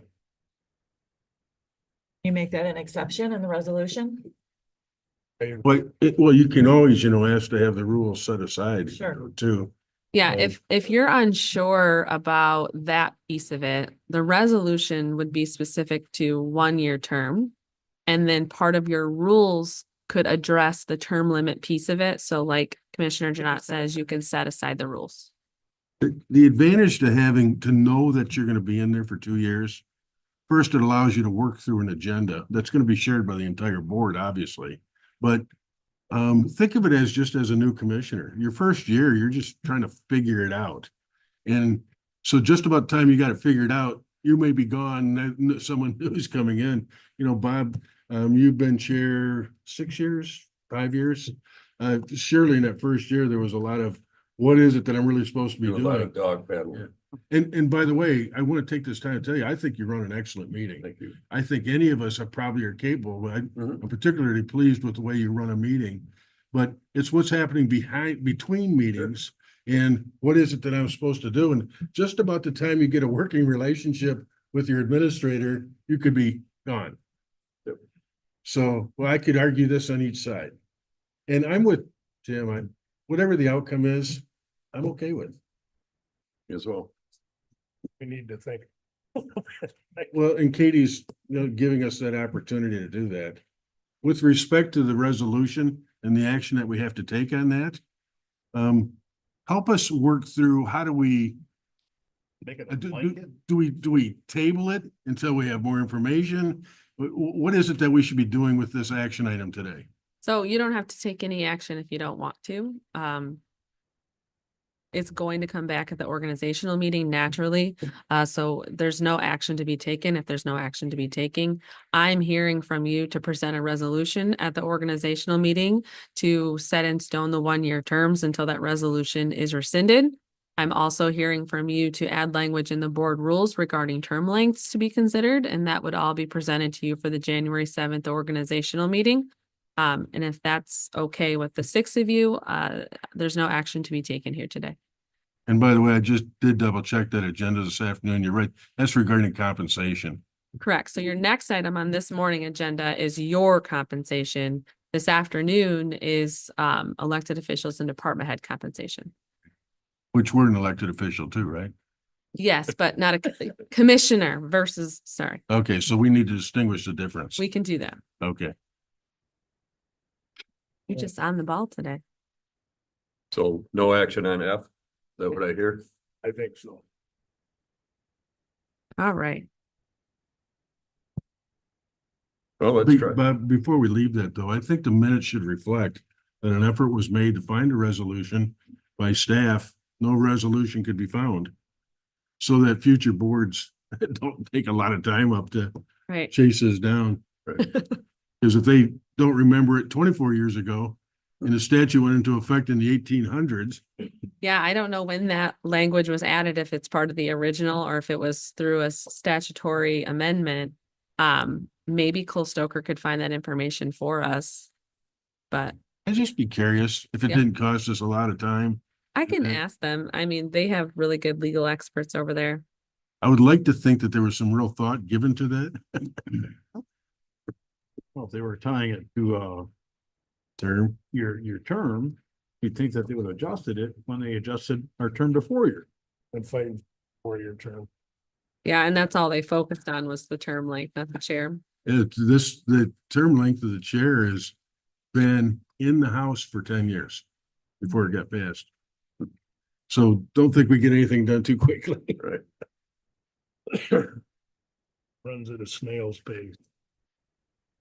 So we move into item G, discussion regarding commissioners' wages and per diems. So as briefly said a few minutes ago, any action regarding the wages and salaries of county commissioners must be put into place before the term is started, so January 1. So this is in front of you today to just have the conversation and give you the opportunity to consider it. I felt remiss if I didn't at least make it a discussion point for all of you. I did put on your desk a legal sized. This is salaries of those around us and comparables from 2 years ago. I didn't have time to get together the most recent commissioner wage changes, but Commissioner Janat said that the 2022 would at least be helpful for you. I also was able to pull the information regarding the average per diem for our county commissioners, which is a request from Commissioner Nye. And looking at 2023, if you average the per diem payout for the 7 commissioners in Benzie County, it's $4,117.86 is the average for the 7. As you know, Grand Traverse County, they considered, I believe they approved doubling their salaries and getting rid of per diems altogether. 18 grand. Lowest one. Sure.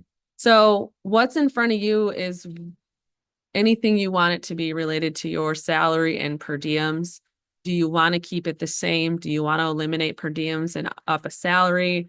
Do you want, how do you want to spend this? This is your opportunity to think about this and discuss this. Action would need to be taken today unless the board wanted to call a special meeting before January 1 to take action on this item specifically. But it does have to be done before January 1st. Otherwise, you can't do it again for 4 years. I do want you to keep in mind that in addition to your salary, which I have received comments about, you are paid per diem, you're paid mileage. And if you are taking our health insurance as a family, that's over $20,000 we're paying on your behalf as well, which should not be thrown out the window just because the salary is not very high. That's not something to balk at. You also receive the benefit of retirement, which a lot of counties are doing away with retirement for county commissioners. They're also getting rid of health insurance for commissioners' families and only covering the commissioner. So keep in mind, Benzie County is being generous in that sense and not even talking about getting rid of that for you. Anytime we're talking about wages and money, I'm always in favor of what I consider to be the total compensation package. What's the value to that? Yes. And you've already pointed that out. So this is in front of you and the floor is 7 of yours to talk. I'll start, I guess. What Grand Traverse did when they got rid of per diems and whatnot, I don't see that. And I'm coming at it because I'm probably the lowest amount that goes to meetings, right? Because I work full-time during the day, so I don't think would be fair to a commissioner that goes to a ton of meetings, right? To do what Grand Traverse did and just say no per diems, let's just do a salary, because I can't attend as many meetings as say Art or Gary. So I don't think that that's a fair way to go. And so I guess to start it out. That was like kind of my thought when I saw that, but you do something like that, everybody should be committed to the same amount of time. I don't know how you. I hear it repeatedly here, how we have to be competitive and how we have to compensate people competitively. $40 for a meeting, I think that ought to be increased per diem. And I also think we should have increase $1,000 a year for each commissioner. Still have the separation between chair and vice chair. I'm not doing it just to line my pockets, $1,000. Just I wouldn't just say saying those it's- comments because we it does have for to be staff. commented. Gary can have $1,000. Yeah, I wouldn't make Oh, those good luck. I didn't comments. say I had it. I just said it doesn't mean a whole lot. You want to farm for a while? It's just, we've gave some huge raises. And we're responsible for pretty good size budget here and everything else, and responsibility is ours. You understand we get health insurance and stuff like that. Just thinking, we give raises every year on a percentage basis too. That's another thing Grand Traverse did. As you go into the future, they brought the same percentages that they're giving their employee to that. So their wages will not be stagnant for 4 years. There's still one other option we can do. If we don't want to do anything now, we can do it now, but not have it effective for 2 years. Otherwise, we can't do anything for 4 years. That's my understanding. So if we wanted to increase it, then I think instead of a special meeting, if we're gonna do it, we, hey, But I think the very first question we need to ask ourselves, and I'll use your word about being competitive. Are we competitive compared to our peers in the total compensation package? It has every evidence that we are. Where the commissioners, in my opinion, in the past, didn't take the opportunity for is, because we went a couple decades without any changes, I think, until we made a change, is that there should be something built in systematically. By the way, with Grand Traverse County, they put in hard percentages, a 3, a 2, a 3, or something like that. Yeah. That may not be what happens at budget time for the rest of the employees, but they had to make the statement now. They had to identify that now. I'd be more in favor, I think we do nothing with where we're currently at because it's already baked into the budget and you need to leave your budget alone.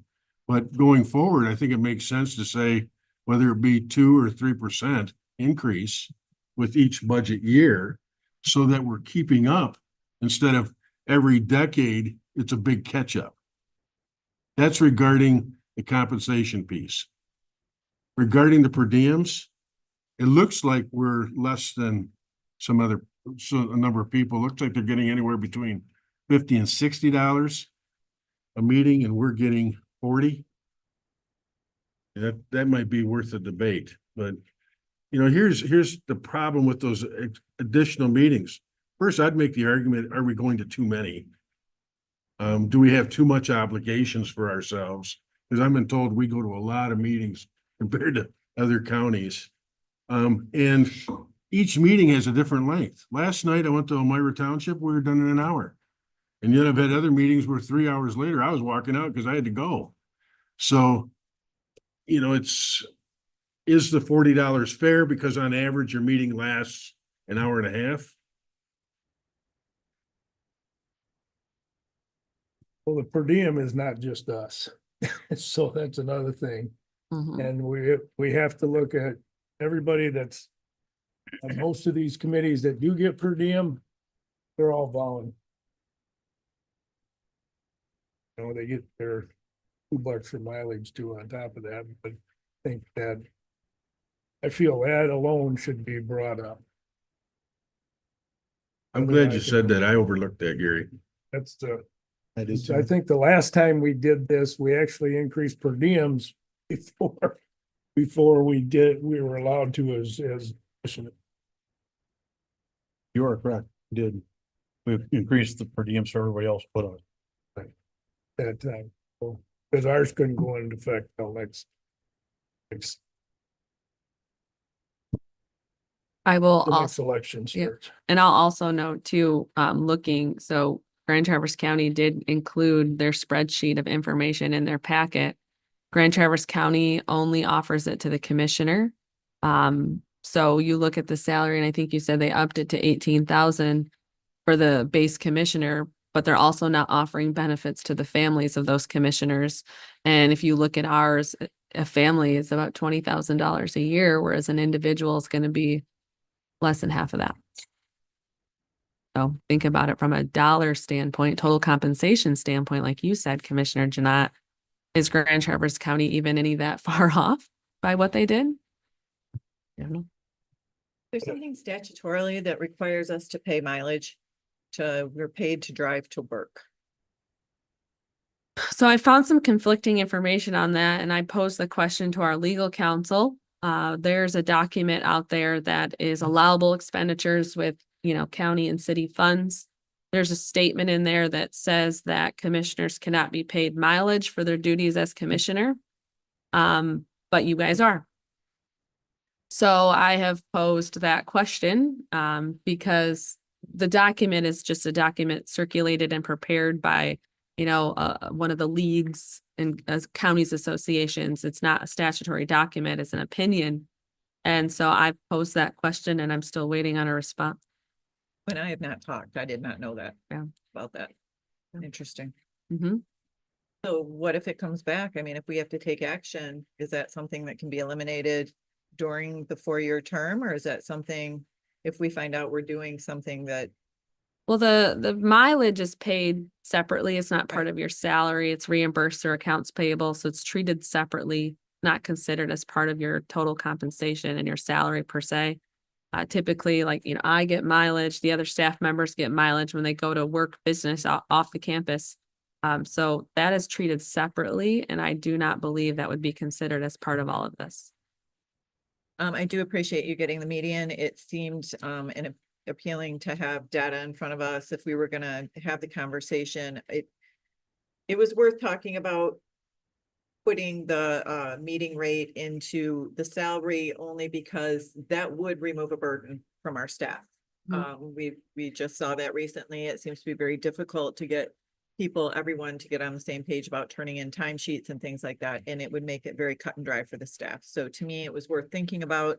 I do think that we have a disproportionate amount of meetings handled by different commissioners. I think we should make an effort to level that out a little bit as much as is feasible. At the end of the day, nobody does this commissioner job for the pay, right? And adjustments. And you want people to run that are qualified. Want to keep that. I do, and I do. I want to keep that in mind too, and I want to be fair. I think the pay should be fair. And we have said of everybody across the board, if we've made these adjustments over the past year, that we want to be at or above the median. So where are we falling? If we look at our total package, are we at or above the median? Because that would be consistent with what we do and are trying to achieve with all the employees. And so I think that should be our guideline.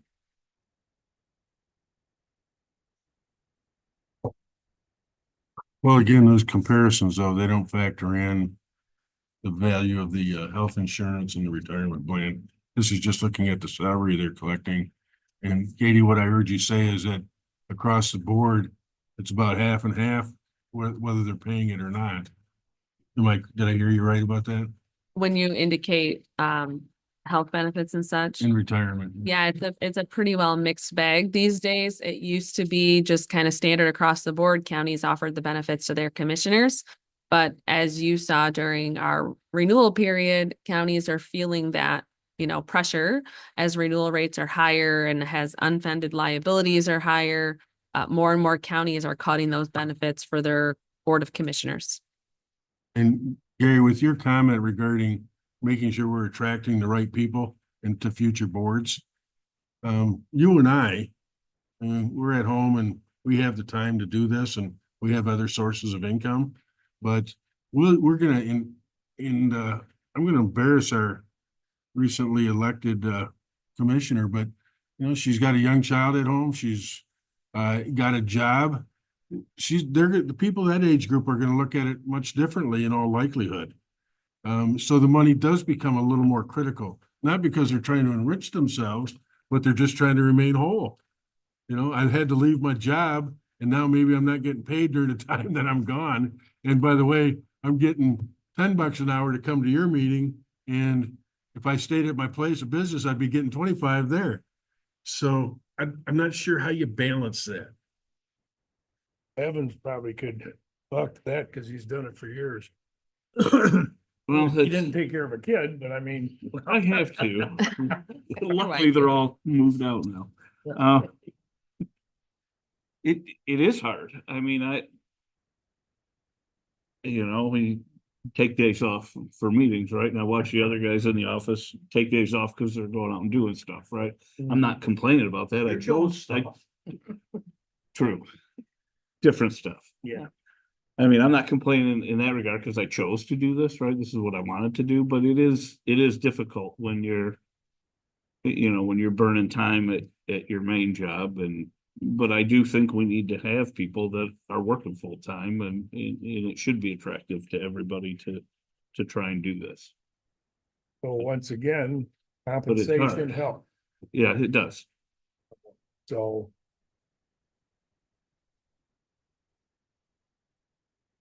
It's a tough call. We're the only group in this organization that has makes it look like we're enriching ourselves. And in reality, all the other elected officials go through us to get a raise. And I'm not begrudging them because they're working all the time. I'm not. Just that I want to be reasonable and fair. I wonder, in order for us to move part of this discussion forward, because Tim said something that now I just can't get out of my head. We try to attract really quality people for our committees over the last several years. And their per diems, I mean, it's not very attractive to them at all. In fact, I don't know if you know it or not, but we have people that see over in the EDC that don't get paid anything. So I'm wondering if we could break this down to just have a discussion on the per diem at least, so that we're doing the right thing for our volunteers. Because we could increase their per diem without increasing our own. Is that what I heard said? We did that last time. Oh, I don't remember that.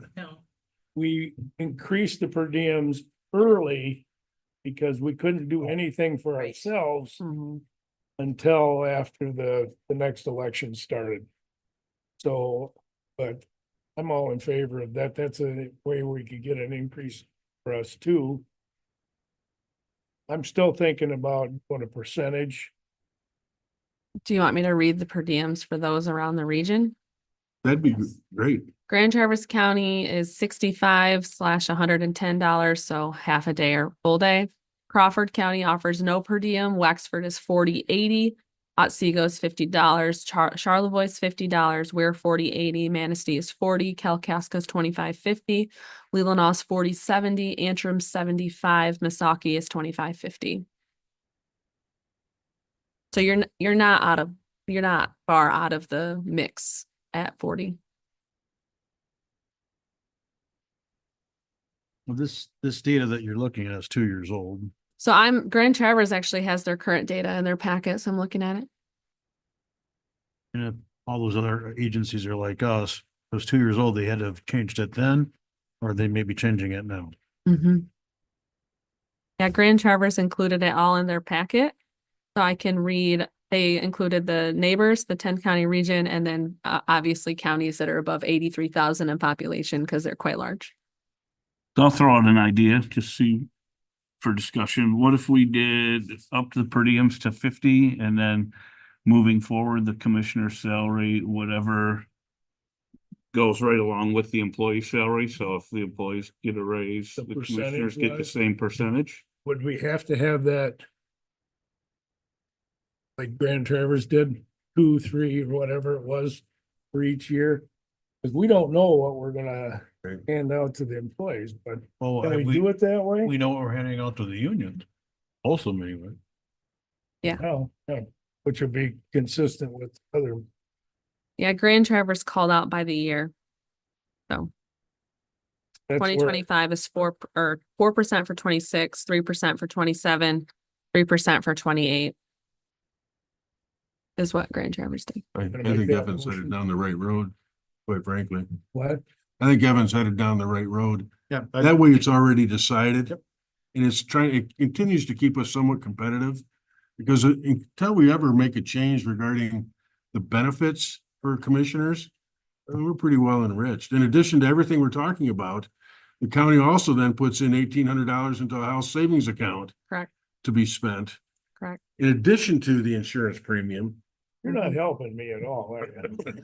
Well, but he's looking at it holistically. 'Cause Yeah, I you know. go back to this Understand. and a lot of counties are cutting it for the Midland offers no benefits in retirement at all. And then other counties, it's What are just they the paying their commissioner. commissioners? Because they had. 11,700 per That's a little chair. less than I thought. I keep thinking of Skegan. Well, you They were can't getting compare Muskegon. 22,000 They're dollars to over start. 500,000 people. Plus, But go ahead, please. I really like, I was thinking the exact same thing Evan was brought up. Do the per diem $50. Like I said, it's not just for us. And then bake in a percentage going forward for the salary.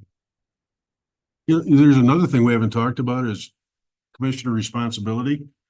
We no longer have the responsibility of countywide planning and zoning. So we don't have that argument here. Other communities do. So that kind of ups their responsibility. So not only are we talking about benefits compensation, but what are they required to do when they're sitting here? I find it a relief that I don't have to deal with the planning and zoning. So I'm gonna make a suggestion. Let's take a short break, think about it, and then we'll back in session at 11:05. Good deal.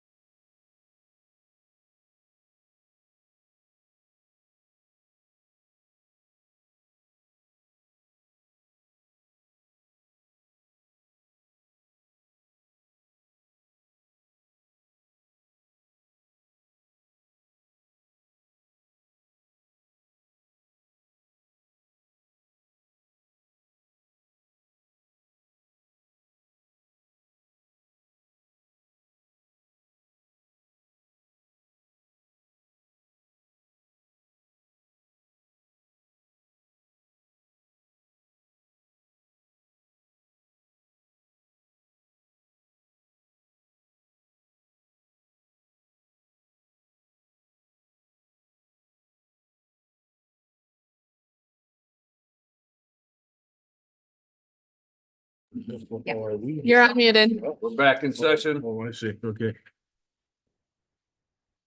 Follow up with item G still, discussion regarding commissioner wages and per diems.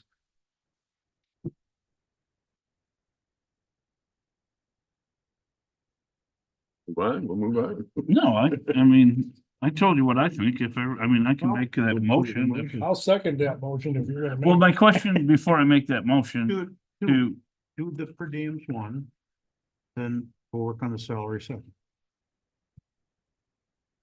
okay, I'll make a motion that we up the per diem for meetings to $50 a meeting. Starting January 1, is it?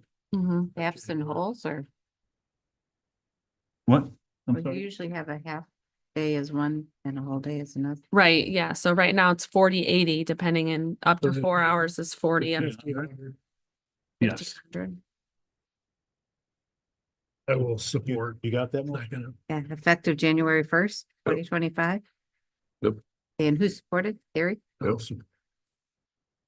Now keep that in mind, that's everybody. So you're going to see a budget amendment coming forward to me because every board is affected by this outside of EDC and a couple other stragglers. Oh, can always take it out of the marijuana money. So there's motion to support. Roll call. Do not? Can you come back to me? Can I abstain? I know, I'm just kidding.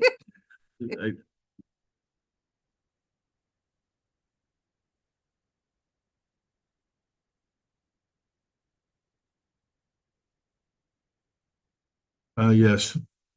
Markey? Yes. Nye? No. Roloff? Yes, Sauer? Yes. Worsakki? Yes. Motion carried. thank you. Item H, consider jail inmate collection. Oh, I thought you were going, no. You gotta consider the other half that was brought up. Okay.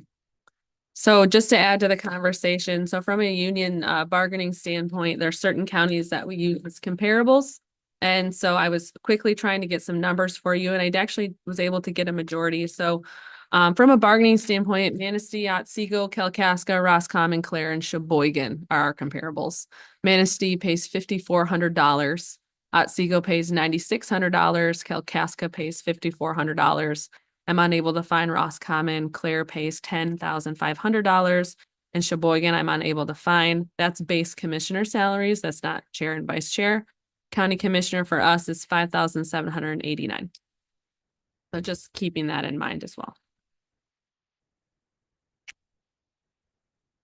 Talking the percentages, right? I was just, I mean, my thought was moving forward, just whatever the raise we give the employees of the non-union, right? Whatever that percentage is each year, 3,333. if that's what it is every year, right? Oh, that's what we are doing for the unions that we've already agreed. Yes, 4 3s. But does it have to be, You have to call it out in your it motion. has to be a number, we can't say whatever we give. Based on what I'm seeing is you have to say shall be 3% increase this day, that, yeah. You can't just say whatever everybody else gets. Can we do it on the end of our fiscal year? Should be January 1. All of them should be on January. At 3, 3, and 3. I'll make the motion that we increase the county commissioner's salary by 3% January 1, 25, 3% January 1, 26, 3% January 1, 27. Cover them or need one more? One more. And January, all 3%, January 1.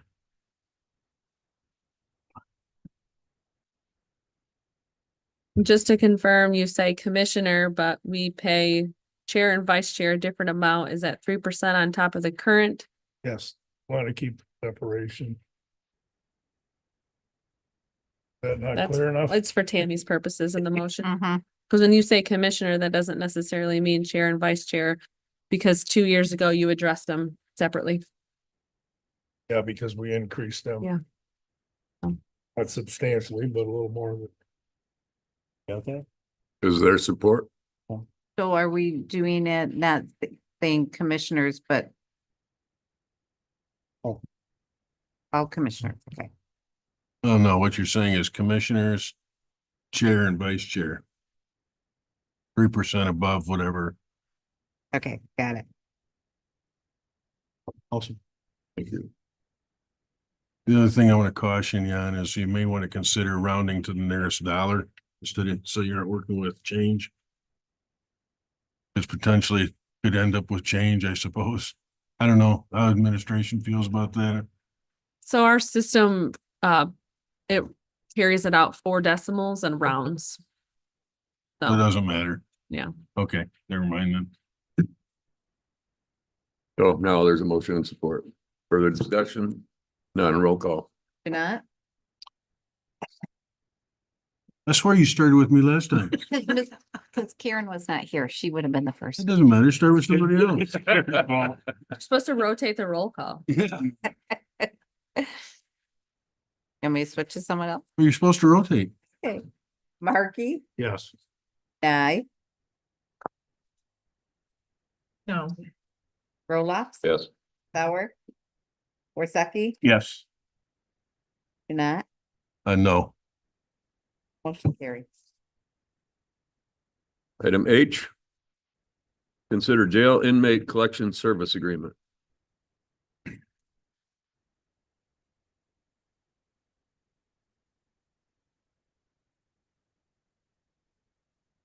I had to look. It is still morning. Good morning. This is a contract that has now been approved. Katie, I'm not sure if you're aware of it, but now has been approved by Cole Stoker and Toski as to the language. This is for collections on debts owed to the jail. When we started looking at debts owed to the jail, in collectible debt, there's really 2 numbers. An actual debt owed to the jail during the lifetime that we can track, it's almost $3 million. In collectible debt, it's about $1.5 million that is owed to the jail by inmates for services. This is an agency out of Midland that comes highly recommended. Grand Traverse does use them in some other counties. It is a debt collection agency that charges us a percentage to collect our debt. The very basic debt percentage is 25% that they charge. If they send out the letters, they do the notices. If they collect it, they take 25%. I will be happy to have 75% of any of those monies. If attorneys are involved, then it becomes 40%. And that's kind of the nuts and bolts. That is pretty standard for collection agencies, those rates. Our attorneys put in some language that allows us to take in money at the jail itself. So if somebody that's in collections walks into our office and pays in the stellar teller and pays their bill, we can accept that. We just notify the collection agency and they take them off the books. Do we try to collect prior? Sending them to this collection agency? We do. Linda Nemeth, our administrative secretary for the jail, sends out notices and tries collections. We don't take any court action. We've tried that in the past with the prior person in that position. It's really a struggle to get blood from a turnip in a district court case when we're talking about per individual small amounts that stay in district court. What's the current outstanding amount that's being pursued? Roughly, it's a little over $1 million that is collectible. And like I said, I'm very happy with 75% of that. If they can collect that. I thought I heard that wrong. I thought you meant over time. Or- That's the current outstanding amount. Yeah, that's the current, that's collectible. Over the life of the jail, it's a little over $3 million. When you say collectible, So that's going back, what, 2 years, 5 years? About 5 years unless the first people are deceased. Or it's just not collectible because they're incarcerated in prison and that kind of. How old does the receivable have to be before you turn it over to the collection agency? I think it is in that contract. We typically do it within 90 when we send our letter. But Commissioner Jeanette, that's a great question. I think we set those timeframes. I know they don't turn it over or report it to the collection agency until after 60 days and their notices are put out. Meaning that it shows up in their credit report. So 60 days. In reading through the comments on this, collection agency only gets paid if they actually collect any money. That is correct. So if they go to court, that's their decision to go to court. But if they don't collect anything, they absorb their own court costs even. Yes. Yeah. Does this give them the authority to file liens against property held and estate? Only against tax returns is my understanding. They can't put liens on houses per this agreement. But they can take tax returns. Garnish wages. Yes. Those liens are typically only what they call mechanic liens, like in your business, you can do it. But for like credit card debt, they can't. Yeah. My question is, what's their percentage as far as being able to collect? Success rate? Success rate, I guess, yeah. I don't know. I'd be interested. I would too. And my thought on that is that it doesn't cost us anything to try. Right. We're not paying out front for it. So I would rather have 75% of $1,000 than 0% of 3 million. Oh, the I've seen percentage. it done with, excuse me. Seen it done with EMS collections on ambulance bills and stuff like that, and sounds great when it starts, but the percentage that actually gets collected, not all that. Just curious. Yeah. Well, the older that receivable is, the less likelihood it's gonna get collected. How long do we carry it even before we write it off? I don't think we've ever technically Just written carry them 'em. off. Okay. I'd like to make a motion that the Board of Commissioners authorizes an agreement with CBM Services Incorporated for jail inmate debt collection services outlined in the attached agency agreement, subject to, well, it has been already approved, you said, correct? You can still say it. Okay, subject to approval as to its form by legal counsel and authorizes the chair to sign. Jeanette supports. Motion and support. Any further discussion? Roll call. Markey, Yes. Nye, Yes. Roloff. Yes. Sauer, Yes. Worsakki. Yes. Janai, Yes. motion carried. Thank you. Thanks, Sheriff. Committee appointments, Parks and Rec Ad Hoc Committee. What's in your packet is information regarding the Parks and Recreation Commission. At 2 meetings ago, I believe, at another meeting, the Board of Commissioners tabled this because they wanted to have further conversation with Ed Hoopterp, who's currently serving on the Board of on the Parks and Recreation Commission as the Drain Commissioner. We've had conversations since then, and what is in the packet is what is being presented to you, is to reappoint those existing and either appoint or hold an ad hoc interview committee to consider the appointment of Alexandra Harriman. Ed Hoopterp has indicated that if a position comes about in its natural process in the future, he may consider it, but he does not want to circumvent the process in any way just because he wasn't elected as Drain Commissioner. He doesn't want to be that guy, basically. Yeah, we had that discussion. Yeah. I'll make the motion that we reappoint the pages here of it. Well, there's a couple motions in there for you to consider. First one is to reappoint the current members and to hold an Ad hoc. ad hoc committee. And the second one would just be to appoint and reappoint.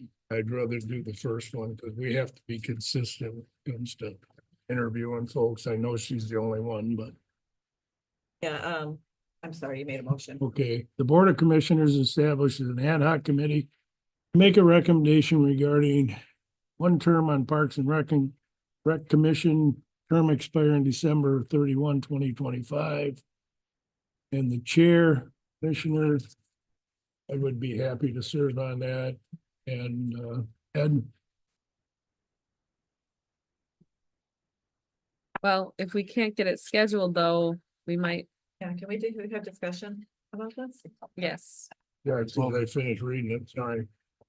Be appointed to such committee, and further, the Board of Commissioners reappoints Barb Ikens, Charles Kraus, Mason Bernard, for 3 years term expiring December 31, 2027 on the Parks and Recreation. Or for discussion, but do you have a commissioner missing?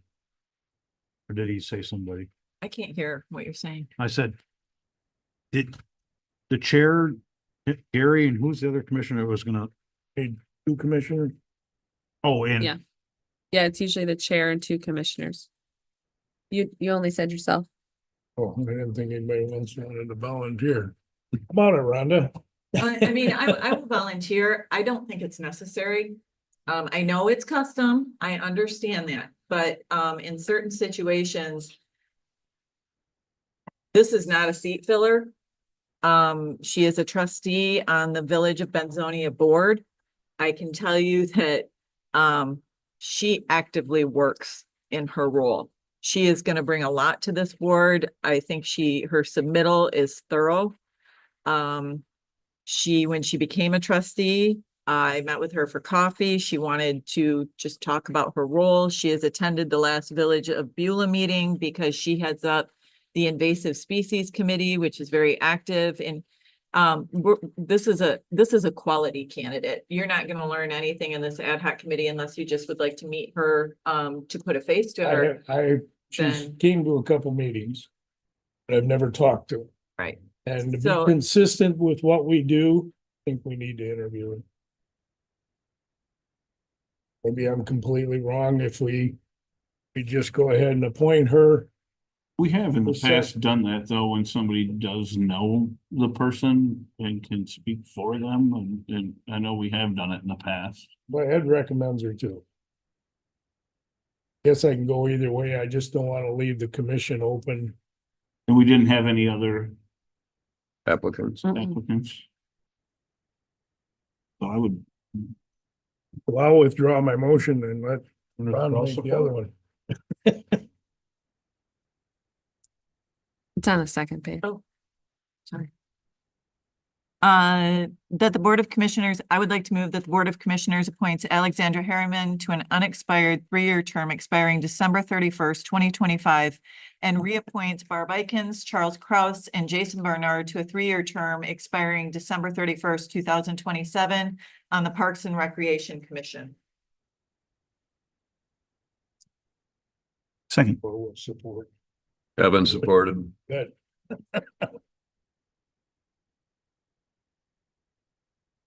Roll call, please. Nye, Yes. Roloff. Yes. Sauer, Yes. Worsakki, yes. Janat, Yes. Markey, Yes. motion carried. Very good. Move on to commissioner reports. I actually had a pretty quiet. Contract negotiations, a week ago, we had 3 in a row, corrections command and command road.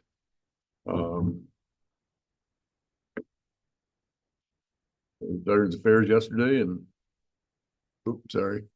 Veterans Affairs yesterday, but we did have an agenda review on the 4th of Wednesday. Well, that's about all. I really don't have anything to elaborate with.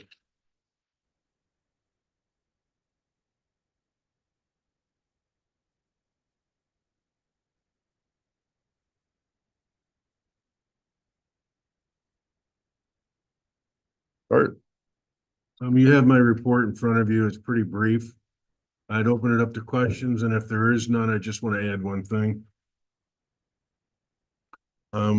Hearing no questions, we talk a lot about housing in our market. But it's not something that this commission really deals with on a day-to-day or monthly basis. I'd encourage us maybe on a future agenda to have someone brought in to talk about what's happening countywide with housing. And I can make a couple of suggestions outside the meeting, but I'm encouraging our townships to do the same.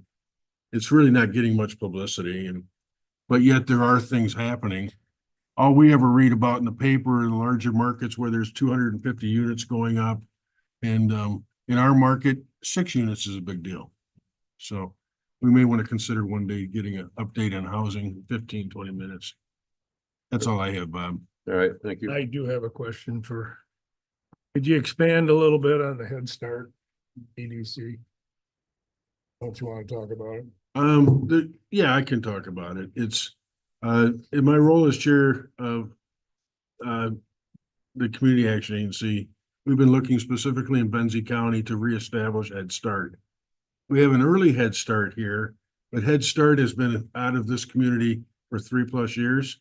And that's basically because they had a relationship with the schools, and the schools found that they could get some federal money. It could be competitive. So the schools kicked Head Start out and said, I'm going to use a classroom for ourselves so we can access that money. We have identified a location. We have put in an accepted offer now for a Head Start location in Benzie County. It would be permanent because the agency is going to buy it. And one of the attractions to it is not only will we have Head Start, which will help a little bit with the childcare issue, but it can become a satellite office for other community action agency activity. And in our next meeting, I feel confident that I'll be able to share more specifics with you. But thanks for asking, Gary. I appreciate it. Good. Rhonda. Oh, Commissioner Cunningham couldn't be here, but she wanted me to read a statement. I'm for her. sorry.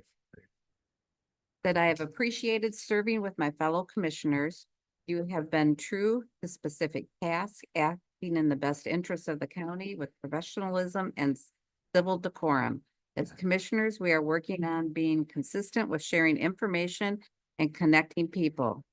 I, Karen, set a personal standard to submit written reports in advance for District 3 meetings and to coordinate with the mayor and super of the township on points they wanted elaborated.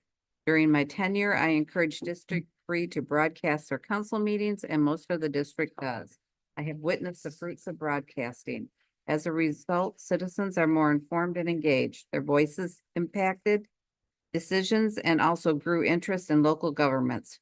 Usually all seats are filled and many times extra chairs brought in. You have often heard me say that we have to mentor our replacements. Christy Triggs will be prepared and supported when she is sworn in January. It is my hope that broadcasting and mentoring will spread countywide. Thank you, Commissioner Cunningham. Very nice. And I'll respond on behalf of this Board of Commissioners. Thank Ms. Cunningham for her dedication. What she brought to the table was great. And we really appreciate it. I appreciated it. And we wish her the best.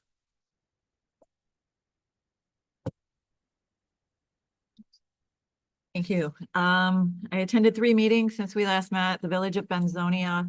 There was a tragedy that occurred recently at the top of the hill, and the Village of Benzonia is going to be reaching out to MDOT to explore safety options at the top of the hill there. There's just a lot of traffic with people crossing the road at night, and we need to look for solutions to keep people safe. So they have made a commitment to that. There was a discussion regarding the use of the village water by the fire departments and the communication structure. There was a recent fire that used over 10,000 gallons of water, which is great. The village offers their water to any sort of situation like that. But they weren't notified, and the alarms went off and it dropped below a level where the superintendent needed to be made aware.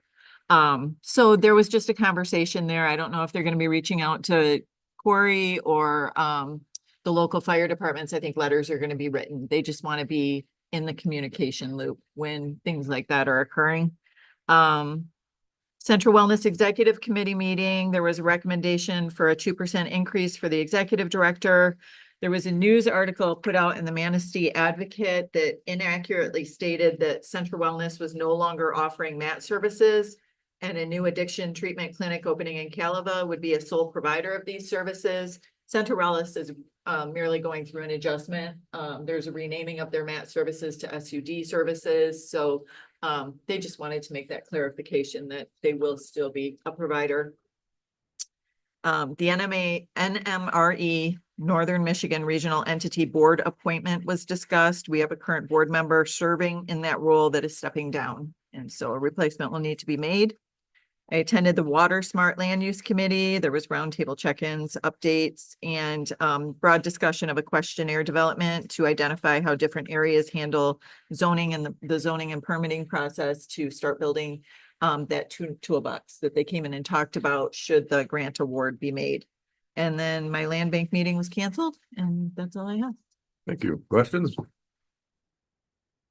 I don't know the whole situation where that gentleman was killed. That accident, but my guess is they tried to cross the road. Not at the intersection, but from the. I don't know it. Nothing's good when something like this happens, but there a way to make people use the crosswalk and. Yeah, It's a they're real really shame. they're yielding to MDOT's recommendations to make them aware. Unfortunately, sometimes it takes tragedies happening before you bend an ear. Different things that we're talking about at that meeting were slowing traffic down coming up the hill. There was talk about what are they called? Roundabout again. Roundabouts. At Quit the talking top about it. or before the hill to slow people down. There's been suggestions made in the past about placing things in the center of the road. There's ways to slow traffic, just closing in trees, things like that can drop but at the end of the day, we do need to get folks to be crossing in the safest way possible as well. And Because I that thought unfortunately doesn't happen. they cut the road down so visibility was a little better from Homestead. They did try and make improvement. They did bump outs. If you were coming from Travers Avenue or River Road, and a car was parked here, you couldn't see to the right to see what was coming up over the hill. So they tried to adjust the bump outs to eliminate that parking spot to make visibility better. But there's still work to be done, obviously. Thank you. What complicates it is you got that parking along there. There's no parking there. Well, that's my, Parking's across the street at the Well- village owns a parking lot next to the post office. but I mean, they have all that parking in front of those Yeah. businesses too. And like Beulah doesn't allow you to do any street parking. You have to have your own parking. So I mean, all of that will be addressed. The land bank, if I could switch gears with you for a moment. So land bank has been instrumental in housing, speaking of housing. I understand that the land bank has been working with Habitat or maybe some other groups. You want to talk a little bit about that? We haven't met in a couple months, which I appreciate. If there's nothing to talk about, you shouldn't meet, right? We all agree with that. So, but no, the land bank has excellent relationships with Homestretch, with Habitat for Humanity, and the community at large. So when it becomes owners of certain properties, and Kelly, if I don't cover this thoroughly, jump in. Habitat, I believe, has bought 6 properties to date. More than that, okay, and they get them at a very reasonable price. Other properties that are offered, people can make offers on those, but they must submit their plans and the land bank will approve what's going up. And there's also a time frame condition on it. So you can't just buy it and sit on it. The land bank wants to see these properties back on the tax roll and they want to see it improve the community and the neighborhood at large. So yeah, the land bank has been an asset to our community, great relationships, and they are, impacting the housing problem one house at a time. It's not like you say, a 250 unit development, but they are steady as we go, adding to the inventory. It's a really great thing to be a part of. Yeah, I am always impressed when I hear what the land bank is doing very quietly behind the scenes. And I think would be of value to the community if they understood how the county through the land bank is contributing to the solution. Oh, and I'm sure, if there were a way to get that information out, Shelley Thompson is the new executive director of the land bank, and she is the head of the body above the statewide land bank, would be happy to speak anywhere on what we're doing, what we have been doing. We have a rich history of having a good impact on the county. Is there anything you wanted to add, Kelly? You attend all the meetings, I do.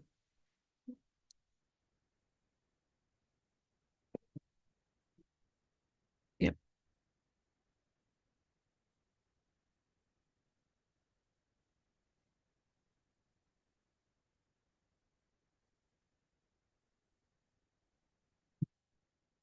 There's I mean, everybody that wants to.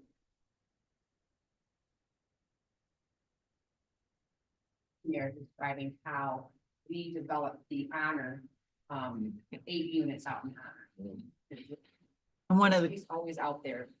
one of the great mechanisms of the land bank, that any property that the land bank becomes in possession of or the owner of is brownfield eligible automatically by virtue of being a land bank property.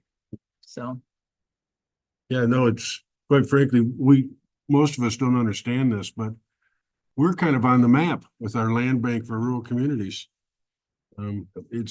We're ahead of the curve. There are a number of things we're ahead of the curve on from a rural community perspective that you hear me use this expression a lot. We don't really take the time to celebrate. And I credit Shelley for that, by the way. She's really the one that got her name out there in the land bank. and I can tell you the board's mission too. I've watched the board work together well. I'm not a voting member. I'm a liaison, but I have served in that capacity or just attended the meetings before I was the liaison since I started here. And the board is very forward thinking, and the decisions they make benefit the community. It's been a real treat to watch. Thanks for the update. Tim? Union negotiations with, I've already talked about. Agenda review. Last night, the Village of Honor, there's some wonderful snacks provided. Thank you. Hey, I'm just reporting, right? There was a lengthy discussion on the proposed corridor improvement authority. And they've discussed it rather well. Very well supported. You know, everybody there was very positive. They discussed a sewage rate increase, which they're tabling until January. During public comment, someone made the statement that Dollar General is abandoning the site homestead. I have not had any official verification. I just heard that last night. I have not been able to chase that. That's it. Questions?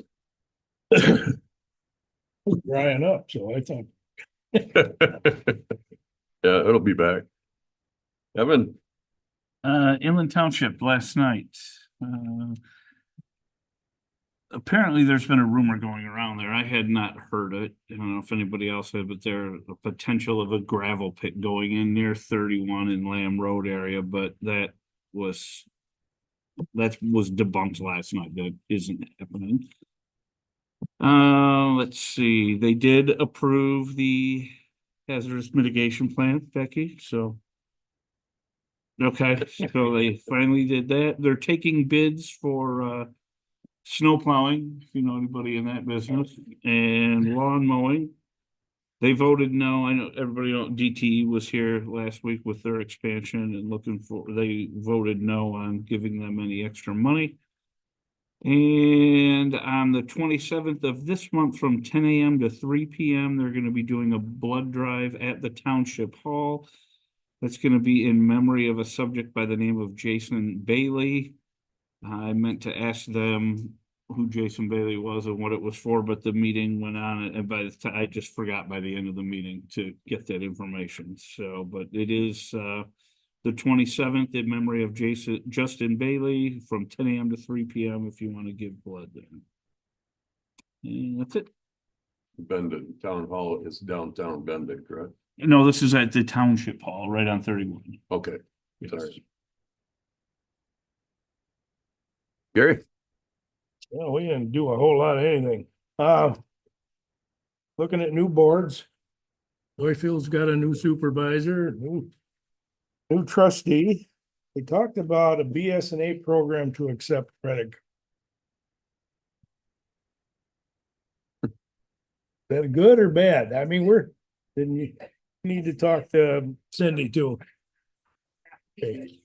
Is that, we shouldn't be asking this. They call it check by compensation. They could do that through BSNA as well. Probably $1.50. Right on it. So does the money go directly to you guys afterwards, or how does it work?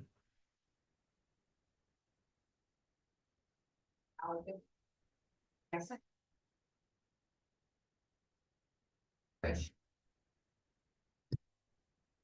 First.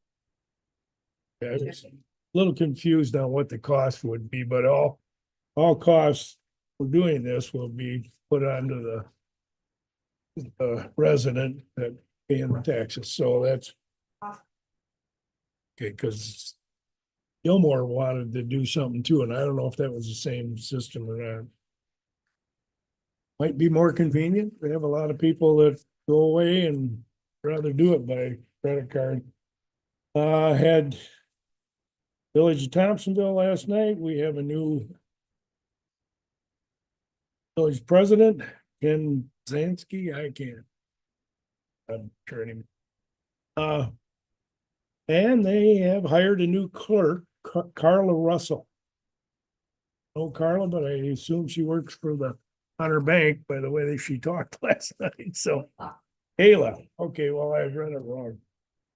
And Sue Meredith is now a trustee on that board also, so that's kind of interesting.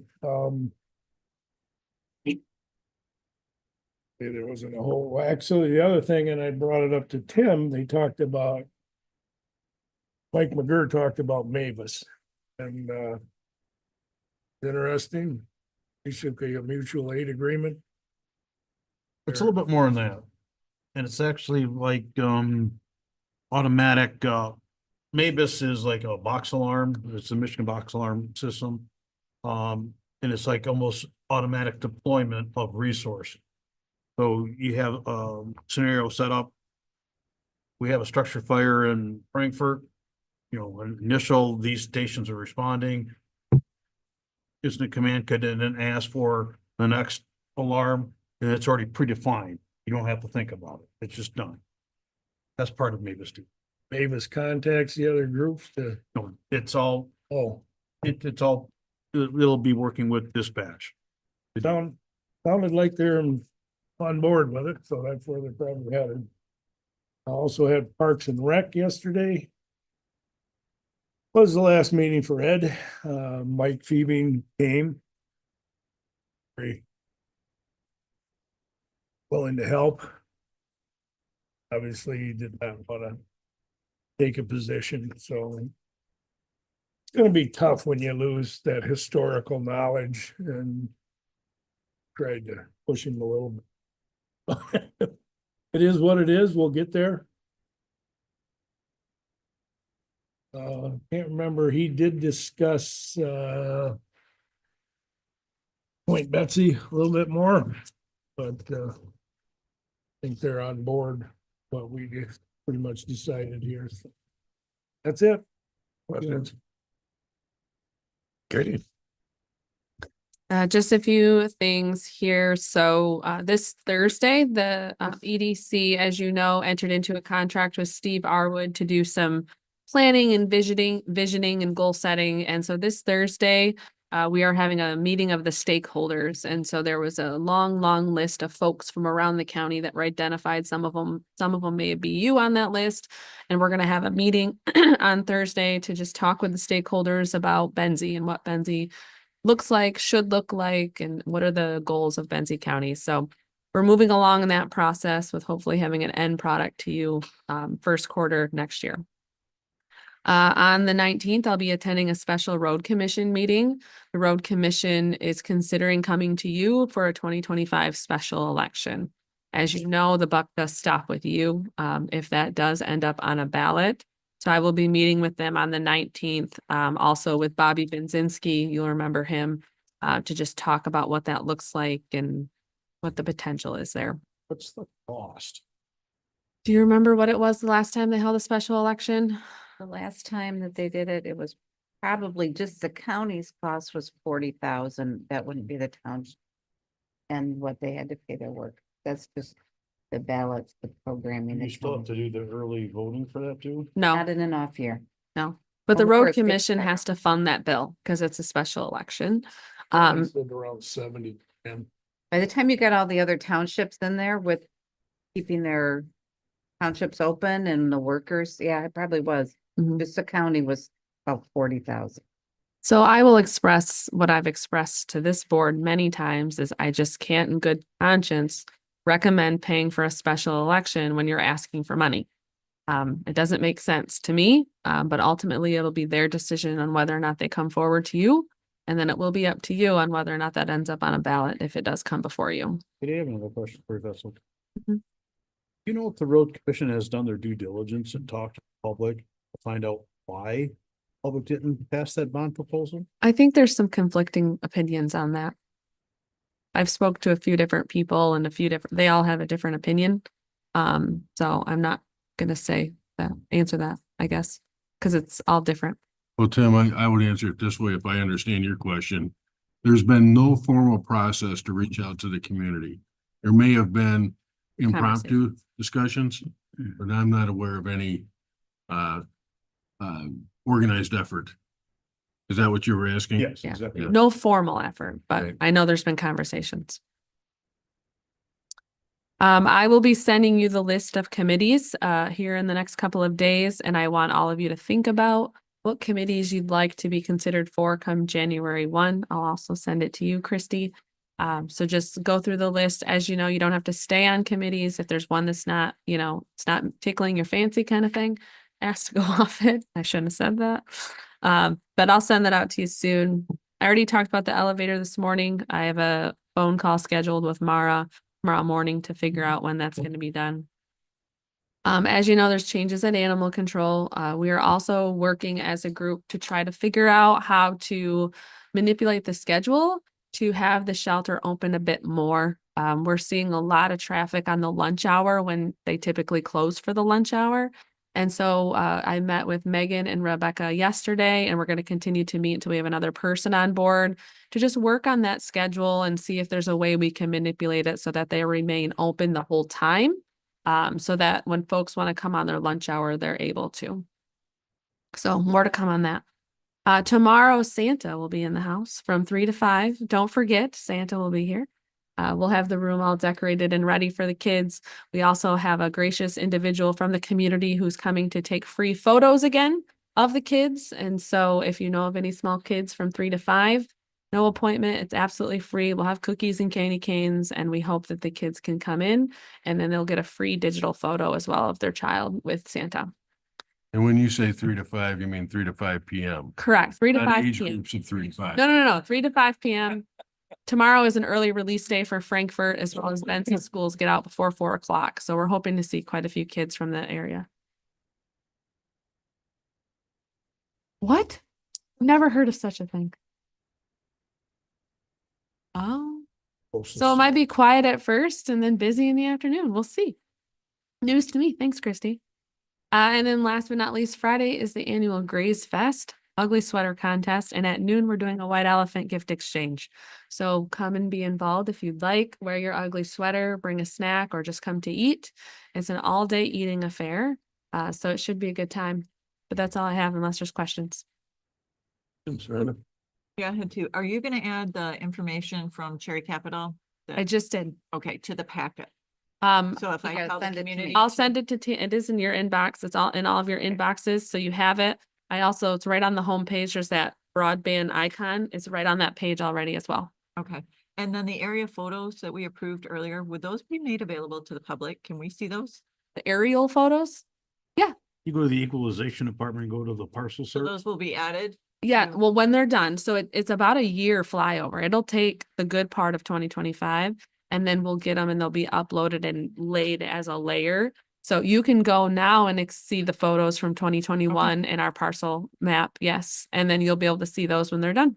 Trying to generate more traffic on our website. I know a lot of people are using that parcel mapping tool that we added on there. I hear lots of great things about it. But yeah, push more people to it.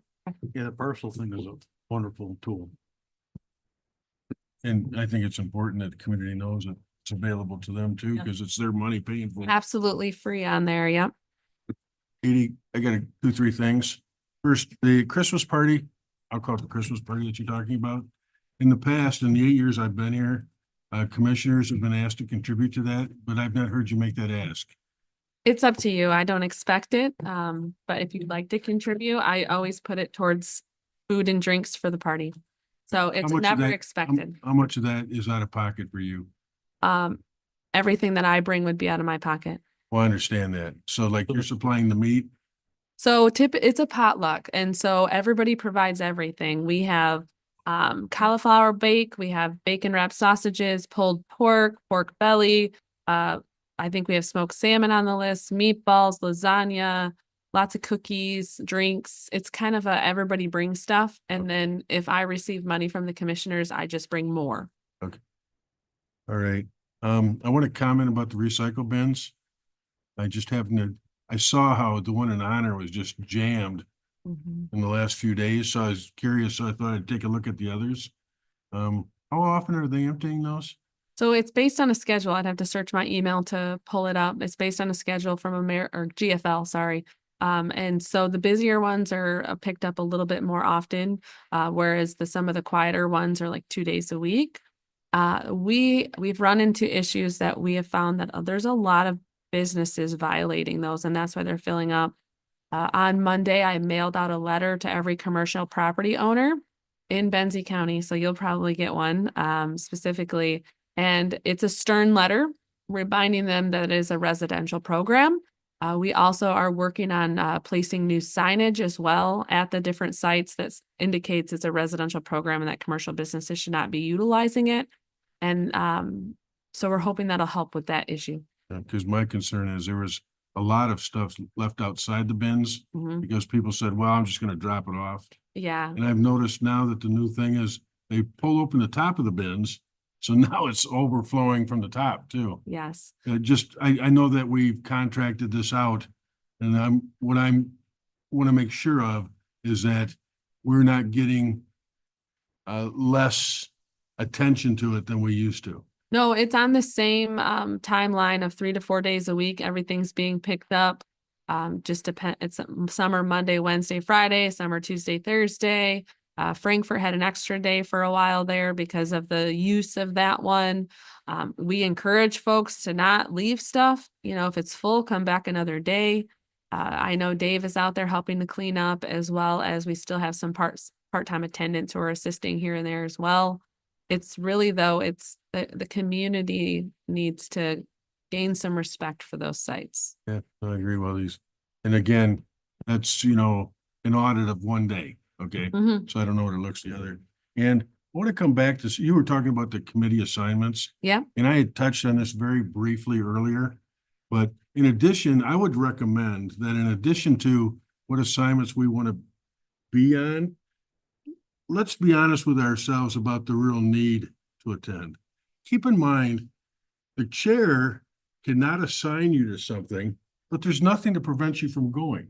And by the way, Opens Meeting Act doesn't apply. So you could have 4 commissioners show up because you're entitled to, as public, to be there because you're not contributing to decision-making anyway. But I think that now is a good time to look at the committees that we are currently scheduled to. And is the need still there to have somebody on site? Or are we better served by asking them from that agency maybe once a quarter or whatever the frequency would be to come in and give us an update? Then we all benefit from what's happening there. I would also indicate that quite a few of our committees, we have staff serving on now as well. And so does it make sense for a commissioner to be there if the staff could report? I don't know.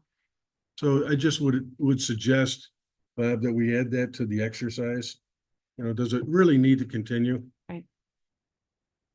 And I want to stress this, nothing to prevent you. If you're saying, I personally get big benefit out of it and you want to continue going, you can.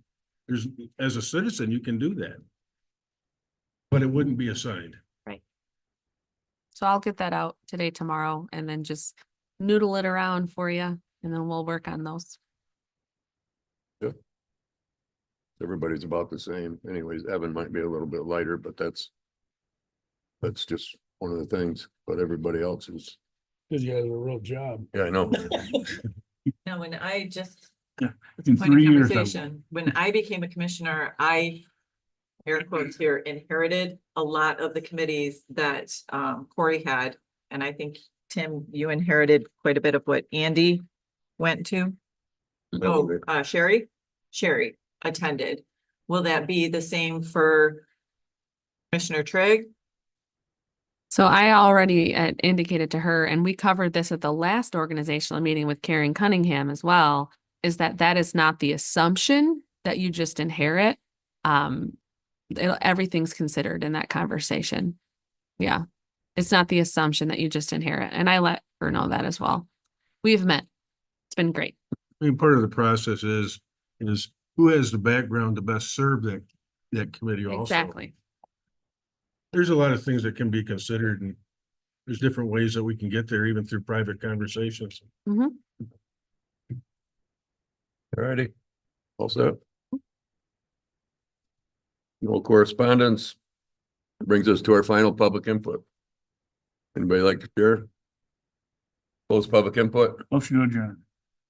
Second. Didn't get a beeper turn fast enough. All those in favor say aye. Hey. Aye, opposed, so moved. We're back here, what?